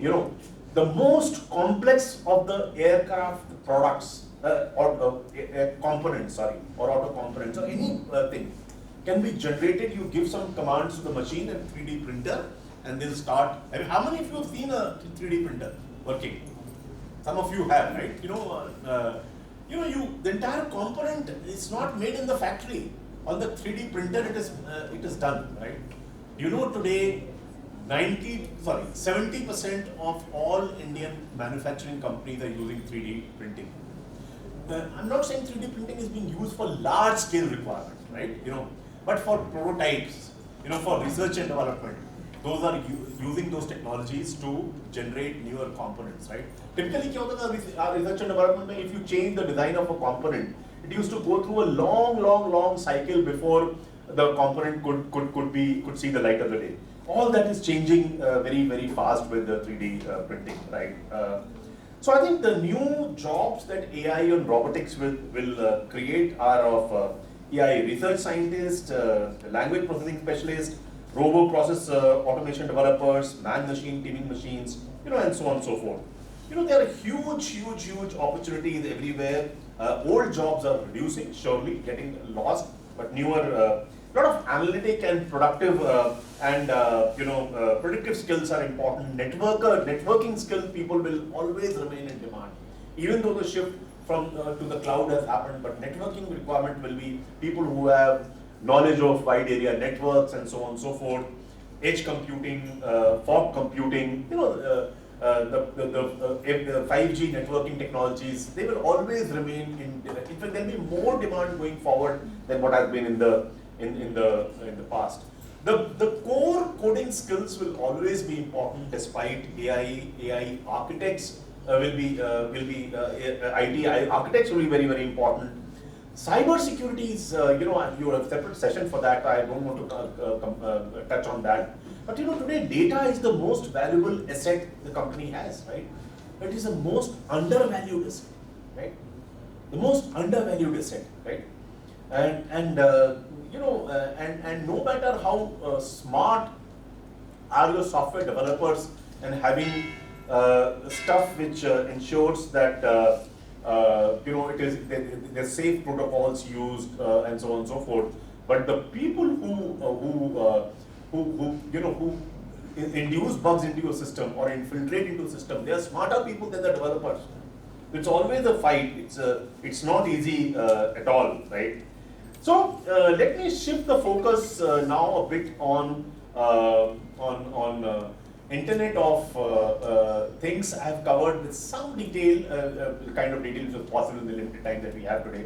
But on as I told you that Industry 4.0 technologies largely are Internet of Things, artificial intelligence, robotics, big data, nanotechnology, machine learning, 3D printing. A quick flavor of each of them I gave you today. And so I think the global AI market, I'll also touch upon briefly as to how artificial intelligence deployment will change academics to a limited extent that we have time for. The global AI market is about $200 billion worth of global AI market today, right? By 2030, how much it will become? 1,000 billion. 200 billion to 1,000 billion. 5-fold increase in next 3-4 years time, kind of a thing. It's happening a CAGR of growth rate of 28 to 30% per annum. That's a kind of rate at which even today AI market in India is also worth about $5 billion. It's not all that small, and Indian AI market is growing at a faster pace than the global. Not because we are great guys in AI, but the base is so small. Our base is so small, so it's growing at about 33% CAGR. So AI-led automation will replace 80 million jobs, human-led jobs. it has already replaced 80 million jobs, and it will replace 100 million new jobs by 2028. But the good news is a lot of new generation of jobs are also getting created, but our universities and colleges and even IITs and IIMs, they are not ready for it. That is what my biggest lament is. So I think today, about 105 crore people use AI tools all over the world. 105 crore people. What will this number be by 2030? 300 crore. 300 crore, which means more than the population of China and India, the two most populous countries. There are a number of people who use AI.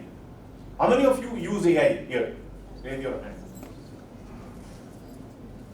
But AI usage is not using ChatGPT itself. It's far, far deeper, right? It's far more involved, right? So, there's a good and bad story for India, because Indian IT industry is worth about $300 billion today, right? And 80% of that is IT and ITS, software services and information technology enabled services exports that happens outside of the country. And today, a lot of people say, oh, IT se kya hoga? 8% of our GDP today comes from IT and ITS industry. Technology, telecom हम नहीं use कर रहे हैं, सिर्फ IT and IT enabled services, IT and BPO largely, for want of a better, this 8 to 9% of our GDP comes from this industry, right? Agriculture, हम लोग सबको बताया गया, हम लोग कृषि प्रधान देश से हैं, we are an agriculture centric nation. You know how much agriculture accounts for? 14, 15, 16%, around that level. So more than half of agriculture comes through one industry which did not exist 40, 50 years ago at all.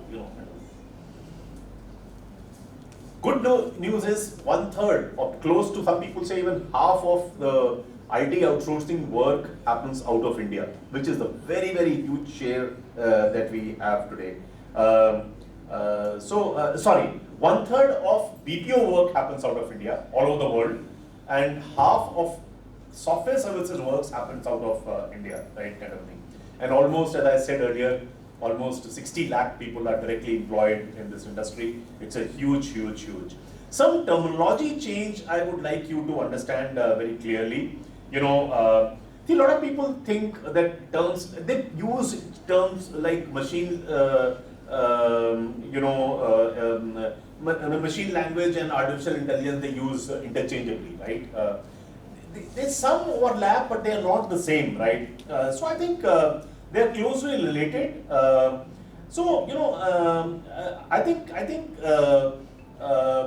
when you discuss big data, predictive analysis, but they are very different in scope and application if you look at, right? I mean, though AI, what it does, it actually mimics, it copies, it mimics the cognitive human functions. What are the human functions? Of thinking, of seeing, understanding, spoken and written language, right? Analyze data and make recommendations, right? So all that, the human functions are mimicked by AI. And how does AI mimic? Using the past human decisions taken by people like us, right? All of you, right? It uses what decisions were taken and uses that knowledge to predict decisions, human decisions, which are going to be taken. That's what AI does. What does machine learning do? It is, in a way, I think machine learning is a subset of artificial intelligence. So it enables machines and systems to learn and improve with their own experience, right? So I think it is in a way, it is a part of that. Now, another confusion which is very, very rampant in this digital transformation space is, a lot of people think data science and artificial intelligence are the same, right? So they are not the same. So data science, essentially, it has statistical and mathematical tools, methods, technologies to derive meaningful, derive something of meaning from data. That science is called data science, right? Use statistics, use mathematical models, use large data which is available to derive meaningful outcome results. That is essentially what data science is. Whereas AI takes data science a bit forward. What it does, it uses data to solve complex cognitive problems which were earlier associated, or which are actually associated with humans. What kind of problems? Intelligence, learning, pattern recognition, human speech, human expression, right? So I will go to an extent of, as I said earlier, when I was trying to give you the difference between artificial intelligence and machine learning in a way is a subset of artificial intelligence, because it enables, machine learning enables machines or systems to learn, and improve from their past performance and from their experience, right? Whereas the difference, now extending that to data science and AI, I think data science sits on the top of, artificial intelligence sits on the top of data science, right? If there was no data science, AI may not have become the reality, right? So data science uses statistics, mathematical modeling to make meaningful inferences out of data, whereas AI sits on the top of data science and mimics functions which you normally associate with human beings, like intelligence, like handwriting, like pattern recognition, like human expression, speech, and so on and so forth, right? So this is essentially the difference, which is very, very important, right? See, India's work so far on the Industry 4.0 technologies has not been very good. On AI also it is not very good. But if you look at, it's a country of paradoxes. You look at the top 20 technology companies in the Silicon Valley in the US, right? 12 of them have people of Indian origin as the CEO.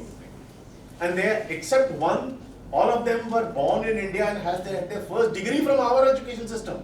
Manipal or IITs and so on and so forth, that they had the first degree. And then they went abroad for their masters or PhDs or whatever, and the rest is history. 12 CEOs of top 20 technology companies in Silicon Valley, they are of Indian origins. And except one or two, most of them studied in Indian system, and they are a product of an Indian system. Sundar Pichai, Google, Alphabet. Alphabet is the holding company of Google. Satya Nadella, Microsoft.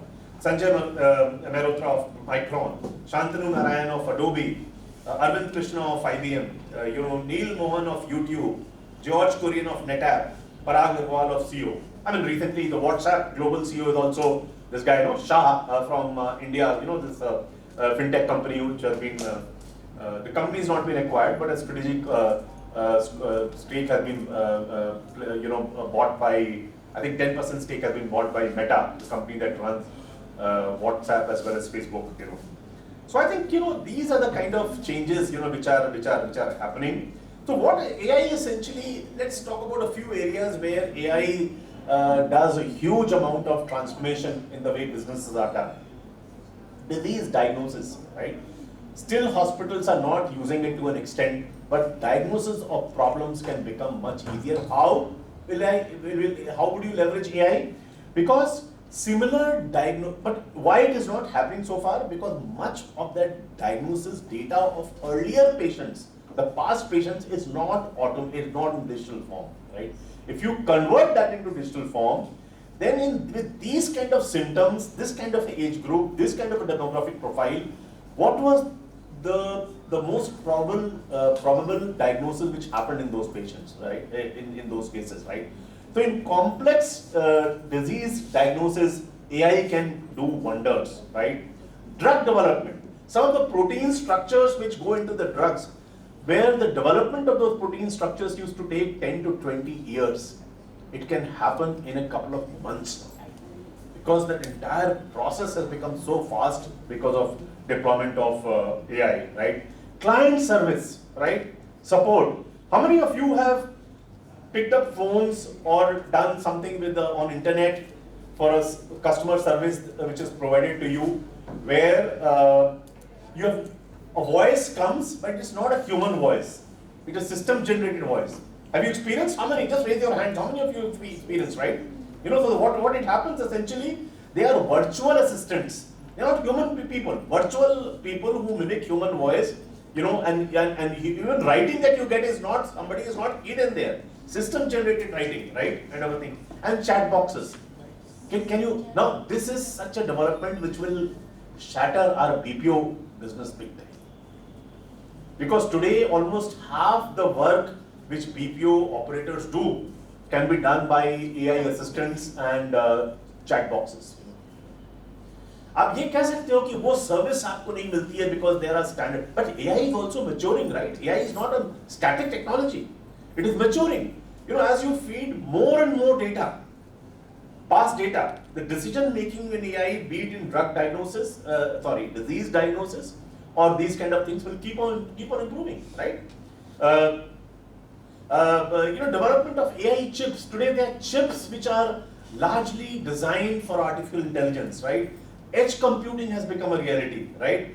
The AI and blockchain technologies have, there's a huge amount of integration of Internet of Things, blockchain with AI. So, these are the developments which are big time. See, what is helping? Why AI is like a sword hanging on our heads, right? And much of the digital transformation, today happens leveraging, AI, right? So one is that why is AI going and moving ahead with leaps and bounds? One reason is, big reason is the availability of big data. That's very, very important. Because AI sits and takes its decisions based on the data, right? And the data is getting more and more and more and more. It is, it's available data today, right? So the big data availability is a huge reason. Advancements in the AI algorithms, I think that's very important. Advancement in the computing power, cloud infrastructure, it is improved. I mean, it is, today, what? Now why is cloud important? One is that you don't have to bother about your own data, big servers and data centers and so on and so forth. You can hire space on somebody else and do that. So one thing is very, very clear that, sorry, I lost the thread of what I was saying. These phones can be very, very misleading. So what was I saying? Will somebody remind me? Huh? So cloud, you don't need to hire servers. But what happens, if you set up a dedicated data center for your own company's operations, right? The utilization rate used to be as low as 8%, 9%, 10%, right? And if you have a common data center on a cloud meaning not in the air, cloud is also physical data center somewhere on the earth, right? Kind of thing. The connectivity is through the cloud, through internet, right? You need to have a connectivity through the cloud. That's the reason it's said cloud. It's not a real data center, right? It's just that it's a shared data center. And because of the sharing of the space, the data center that have not physical space, I'm talking about the machine space, right? You are able to optimize on the cost. So if you have a dedicated data center to you, the cost is going to be far more exorbitant than doing it on the cloud, right? And then you set up a data center, already have a disaster recovery center. Because what if there's a bomb on the city? Bombay mein data center, aapka usme agar kisi ne bomb फेंक दिया तो क्या होगा? All operations will come to a grinding halt. So you have to have somewhere in some different countries. There are a lot of examples where the DR site, the disaster recovery sites of big data centers is in a different and real-time replication of data keeps happening there, right? Or with a gap of a few seconds, a few minutes here and there, the replication will keep happening. So I think this is another reason why it's happening big time. Growing demand for automation, optimization. Because Western countries, we don't realize in our country, but in Western countries and more developed countries, manpower is a very, very expensive resource, right? And there are stipulations, you can't pay your workers beyond a certain level. There are stipulations here also, but those are at a very, very low level. Those minimum wages that we prescribe are ridiculously low. You can't even survive in those minimum wages, what our governments mandate. I mean, for an average industrial worker, the salaries in Japan's and Germany's and UK's and US's of the world are huge. Even China, salaries are increasing big time, right? So I think even populous countries can't hold back thinking that they have a huge population and they can sit back and avoid deployment of technology. The big demand on automation, increased use of AI in customer-facing applications like virtual assistants, like chatbots, which I just described. Growing investment in partnerships among technology companies, research institutions, and governments. So I think these are big development, right? There are some risks also. let me tell you, nothing comes without risks. There are huge amount of risks. For sustainability of AI, risks and concerns are the misuse of to create harmful content. Right? A lot of harmful content, deep fakes. You heard of this concept called deep fakes, right? You know, today a reel can be made showing you indulging in a crime which you never indulged, and today you're somehow able to figure out whether it's real or deep. But as AI will evolve, 2 years down the line, you'll not be able to tell whether it's a real thing or it's a deep fake, because the deep fake will become almost as good as real. You know, even today, some of the old videos which are AI created, when you see, you doubt whether it's actually happening or not happening, right? So this is a huge deep fakes lead to impersonation. How many people have lost their wealth because everything was there in electronic form, and somebody infiltrated into your system or asked for a wrong password or wrong OTP, and you're gone, right? Be very, very careful. Leading to fraud, impersonation, data breaches, intellectual property risks. Those are, AI models trained on vast data sets can expose proprietary information. Today, if a data has been, what makes you feel that Samsung's data set, the data of Samsung customers, at no cost would like to sell it to Apple at all, right? Because then Apple will try to reach out to those customers and convert them into Apple customers, right? Kind of a thing. So now with so much of interweaving of technologies and data and everything on cloud, there could also be organizations which trade competitors' data at a heavy price, right? It's possible. All kinds of things are possible, right? So I think data privacy ownership issues are very, very, very important. Bias and discrimination. AI can inherit societal biases, potentially leading to unequal access to services and opportunity, right? Just social biases hote hain na, but even things like dowry, even things like a lot of crimes, AI can sometimes generate output which can accentuate such societal behaviors. You have to be very, very cautious. How do you ensure that AI is used ethically? That's very, very important, right? Misinformation, manipulation. AI can generate convincing but fabricated content posing threat to public trust and informed decision making. So all these things are a big, big, big, big challenge for AI to happen. And let me see the limited time available. I just want to tell you that India also, from a technology perspective, some very, very overview, big, digital. How many of you have heard about Digital India mission, right? There's a mission called Digital India, right? It's a program to transform, and India is not lagging behind, like DPI. DPI, we all use DPI, we all make, what payments are those called? UPI payment, UPI payments we make, right? UPI payments are far more advanced in India than even in the US or Japan or Germany and UK, right? So in some areas where we used COVID as an opportunity and started using them big time. So Digital India is a program to transform India into a digitally empowered society and knowledge economy. So basically, if you look at, it is centered around 3 key areas: the digital infrastructure, which India is creating big time, and therefore information is being supplied as a utility to the Indian citizens, to every Indian citizen. The governance and demand on services is increasing huge time, and it has led already to a digital empowerment of citizens. Today in India there are about 1 crore mobile phone users. Do you know that? 1 crore 1 crore smartphone users. Total mobile phone users are little more, kind of a thing. So I think it's a huge challenge to seamlessly integrate across all departments, jurisdictions, state governments, ownership. How do you? Problem with AI and problem with these technologies is digital technologies is you don't know where the boundary of one jurisdiction ends and the boundary of other one starts, right? So that's a real time challenge. Services are available in real time for online and mobile platforms. Cloud, as I mentioned earlier, ease of doing business. is getting improved through the India's rank on ease of doing business overall increased from I think 120 or 110 to 63. You know, bulk of that improvement happened because of digital transformation of government services, right? You know, kind of thing. ऐसा नहीं है कि वो जो बाबू और clerk बैठा है और जो ब्यूरोक्रेट बैठा है वो ब्राइब नहीं ले रहा है. वो सब लेकिन lot of services which became online, there the corruption reduced and the ease of doing business improved, right? So technology is a big enabler. You know, broad highways, universal access to phones, public internet usage program, access program, e-governance, lot of, you know, at that time I was in TCS where the passport seva automation happened.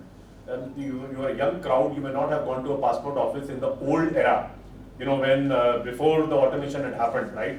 It used to be a shame to go to the passport office and ask, as if you have come with a begging bowl. You know, the treatment used to be so bad.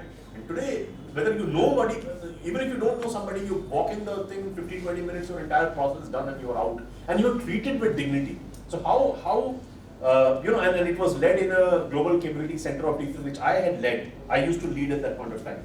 You know, see, a lot of things are happening. There are early harvest programs and so on and so forth, right?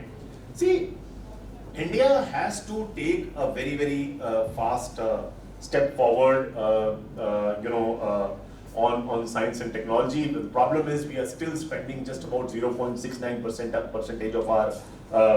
of our GDP on science and technology research, which is among the lowest among G20 countries, lowest even among the BRICS countries. You know, what a shame that on AI and many digital technologies in the Western world, almost 40 to 60% people working on those technologies are of Indian origin, right? But India is deprived of the benefit, you know, because those benefits don't flow to us. That money comes to us because if Indians work, they send their money, repatriate that money to families in India and therefore household income. Indirectly, it helps India also. But India is getting deprived of the benefit of those advances in AI and other digital technologies to an extent we should have, right? And the irony is, you know, we were among the first set of countries to introduce scientific temper in our constitution through a constitutional change, right? But it was just a lip service we didn't do. We have institutions, labs, universities, colleges which have their own bureaucracy, leadership issues. There's hardly any global best practices deployed. You know, there are a whole lot of, and therefore our ranks, you know, research papers, you know, you all come from academics, you know that, right? You know, our ranking in terms of citations, right? What is important is citation each research paper generates, not the number of papers. Number of papers, we are among the top 3 in the world, right? But citations, we are 10th. First is US, second is China. So we are just nowhere. Bloomberg's Global Innovation Index, you know, we are 46th. Record to be ashamed of. Intellectual property rankings, our rank is 40 out of 53 nations, right? We claim that we are becoming the talent capital of the world, but our talent index rating is 59th in the world. I think, you know, all these things we need to change big time, and unless we, you know, transform this big time, that change will not happen. That's something I fundamentally believe in. If you look at, let me see if I have the data somewhere or misplaced that, which primarily tells you that kind of, you know, tell me how many Nobel laureates India has had in the last 100 years. You know, a lot of digital transformation happens through people of such caliber, right? High caliber. It's not, of course, this happens in every field, medicine, peace, physics, chemistry, every area you get a Nobel Prize in. You know any idea how many Nobel Prizes we would have had since last 100 years? Indians and people of Indian origin put together just about 10 to 12 people. And except 2 or 3 people like C.V. Raman, Rabindranath Tagore, Mother Teresa, who actually worked in India, many of them were born here and they went abroad. People like Amartya Sen. Do you give that credit to India or do you give that credit to UK and US, right? So these are debatable things. You know, one American university called Columbia, we have 10 in the last 100 years. One American university has 101. 2 years back, the number may have gone up now. 2 years back, this number of Nobel laureates one country had were 101, right?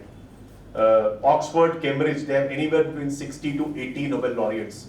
One university has far, in a tiny country called UK, has more Nobel laureates than our country as a whole. So where we are, rather than just keep celebrating, I think we have to do a serious soul searching. Google, where was Google? Do you think Google was founded, the company, where was it founded? In Stanford University. Internet, in Stanford University, which is a private endowment university in the West Coast in America, right? Can we name a single cutting edge technology? And today, whatever digital transformation that you talk about, internet is the basic, the denominator of that. Without internet, nothing would have.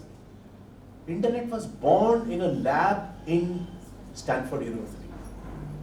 Google, the founders of Google were students in Stanford University. When they found the university said, oh, you have come this far, why don't you go and set up a company outside?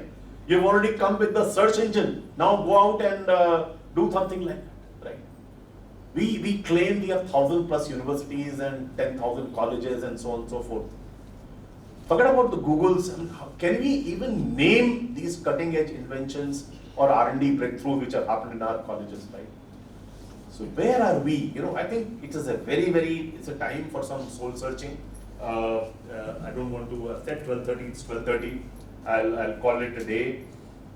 I wish I had another half an hour, 45 minutes, but it doesn't matter. That's partly because we started late and we were waiting for some of you to come, and therefore it was not planned, but I decided to do that social media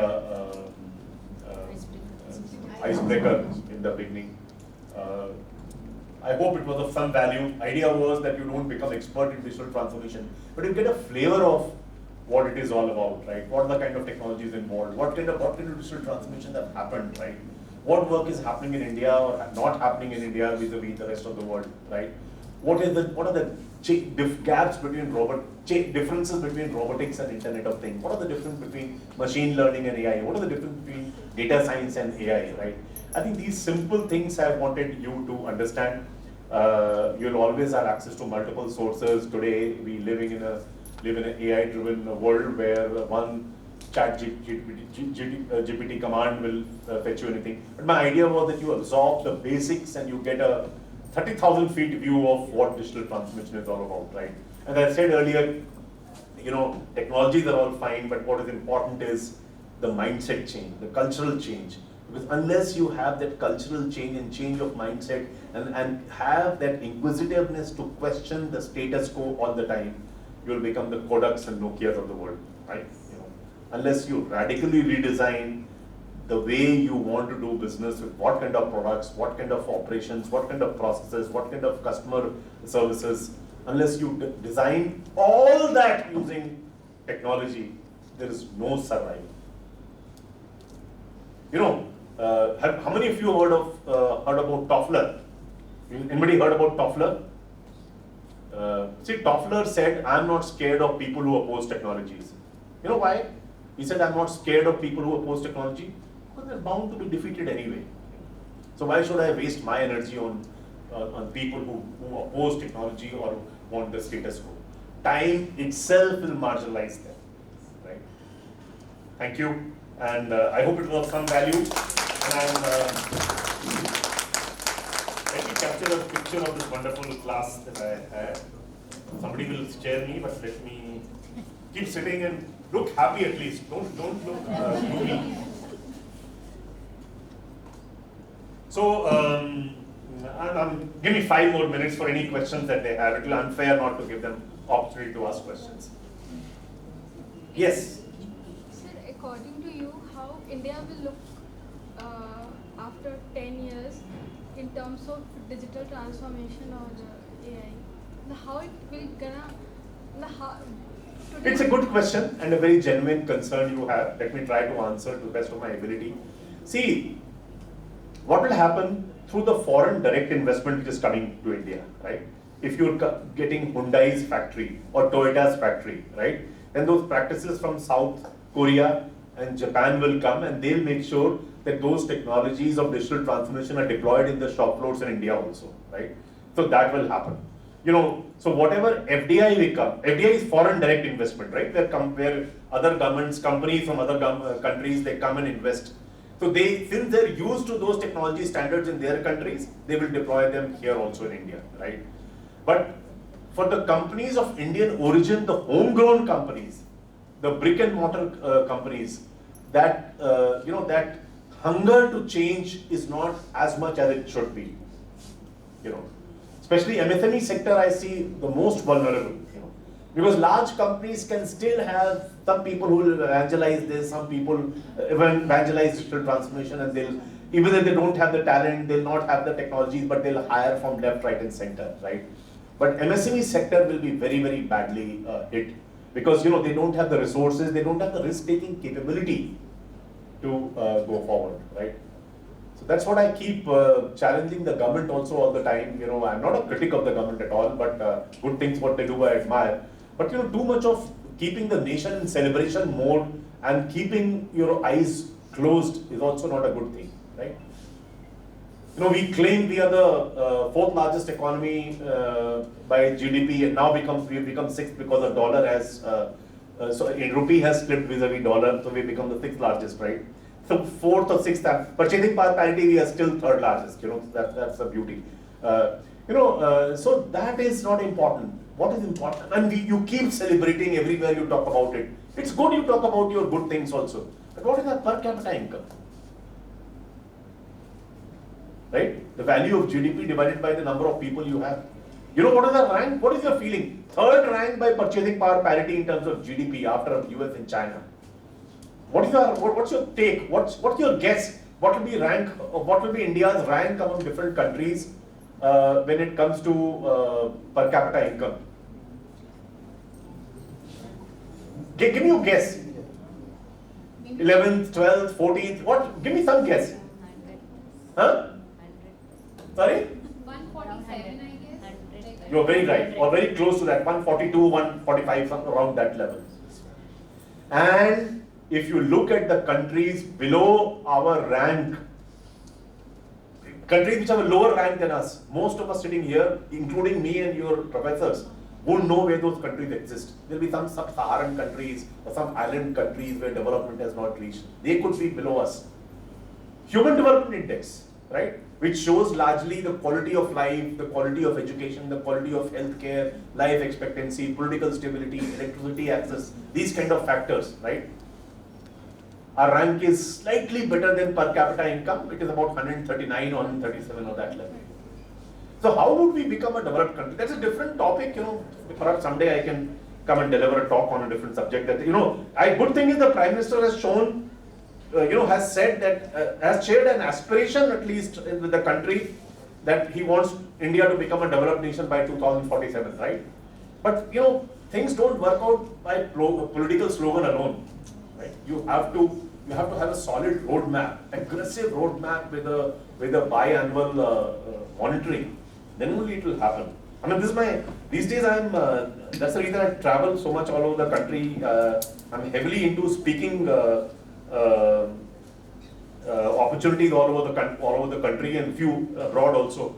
That's what keeps me traveling all those things on different topics. One of my favorite things is roadmap for India to become a developed country by the year 2047, when independent India becomes 100-year-old post-independence, right? So I don't do these kind of things much here because here there's no hunger for knowledge in this part of the country at all. So programs like these I rarely do here because except teaching at IIM Lucknow, I rarely do that. I teach a course on negotiations, strategic business negotiations there. As a third year I'm teaching. I've not joined their faculty, but as an adjunct professor I do it.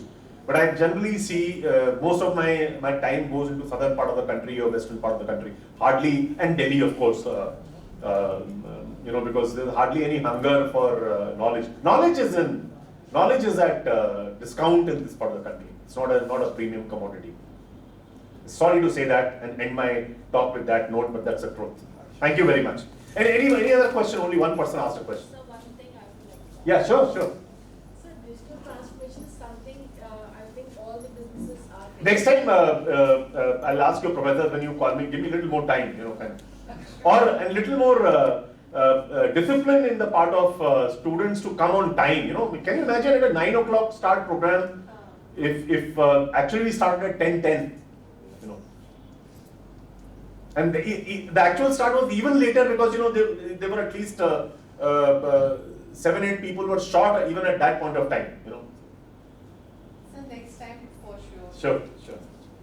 And yeah, somebody, yeah, you were asking. Sorry. Sir, I was just saying that digital transformation is something every business is facing, right? So 5 years of Not just facing. It's if survival is mandatory, there is no choice. So I just want to ask, 5 years down the line or maybe 10 years down the line, what about the medium or small scale businesses? It is not just digital marketing we have to adopt. What other digital transformation practices they should adopt to maybe survive or maybe to grow their businesses on a better scale? That's a good question. In fact, I just answered while I was talking to you or somebody else. The segment which is most vulnerable is the MSME sector. You know, see, I gave you examples that you know when investments come through foreign direct investments, there because if state-of-the-art technology in robotics are there in their factories in Norway or Germany or Japan, they'll make sure that those are deployed here also, right? You know, so I'm not very much worried about digital transformation technologies there. I'm also not as much worried about the big daddies of Indian business like Tatas and Birlas and Ambanis and Reliances of the world, right? Because they may not be as enlightened, but you know they have people who know that some talent can be bought, the equipment can be bought, technologies can be bought. They can still have. I'm more worried about the MSME sector. You know, there's no magical answer what they should do, but they have to keep their eyes and ears open. Because internationally, even MSME sector technology, you know, companies are, getting transformed big time, you know, kind of thing. One is that their size is generally bigger than our MSMEs, you know, kind of thing. Per unit size is slightly bigger. Our MSME sector is still in the denial phase. Oh, ये हमारे यहाँ नहीं होगा, इस country में नहीं होगा. Why should we bother about competition? Why should we do that? Can we afford it? You know, not all. But 80% of MSME units are facing that way. You know, it's a big challenge. I don't know how will it. I mean, there's no capsule that you can give it to their owners and promoters. That look here, you take this capsule 3 times a day, and your companies will be digitally transformed. But I think you know, I think same mindset change is very important. They have to think, right? They think somehow that these technologies are very expensive. You know, they don't realize that these technologies reduce the acquisition cost of technology will always be there. But once you start deploying it, the cost of business operations will actually come down. Sir, but the saving grace would be the demand analysis that will take place in our country. Yeah. So, I mean, by demand analysis, you mean one good thing. Quantum of demand that might generate over the period. Yeah. But what will happen? Indians buy products from all over the world today, right? They're not wedded to the manufacturing done by the Indian companies, right? You know, so why would you buy an Action or a Bata shoe if you have a Nike or a Adidas, right? Kind of thing, you know. So good thing about our economy is the saving grace is bulk of our consumption happens out of domestic demand. Our export dependence is low, right? Comparatively low. But let's not forget even the domestic market faces the same onslaught of global players, right? It's changing fast, yes. It's changing fast, right? Very fast.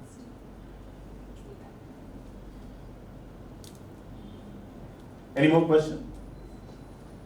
Thank you, and really sorry for exceeding the time.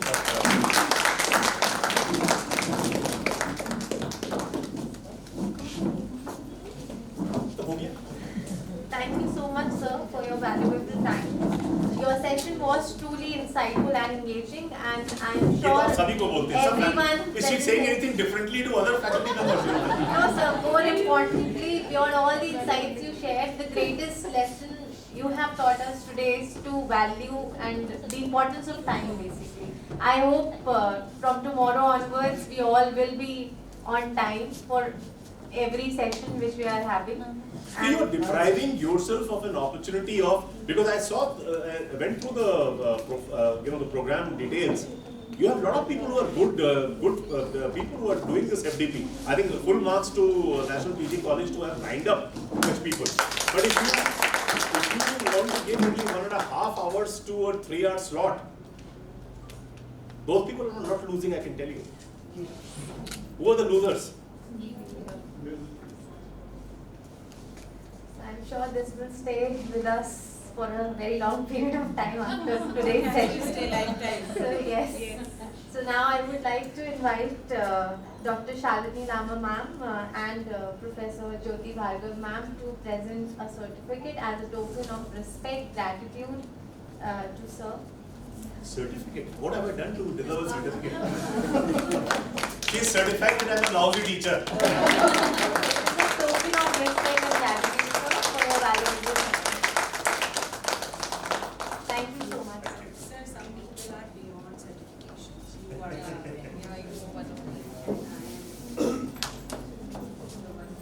We first spoke, right?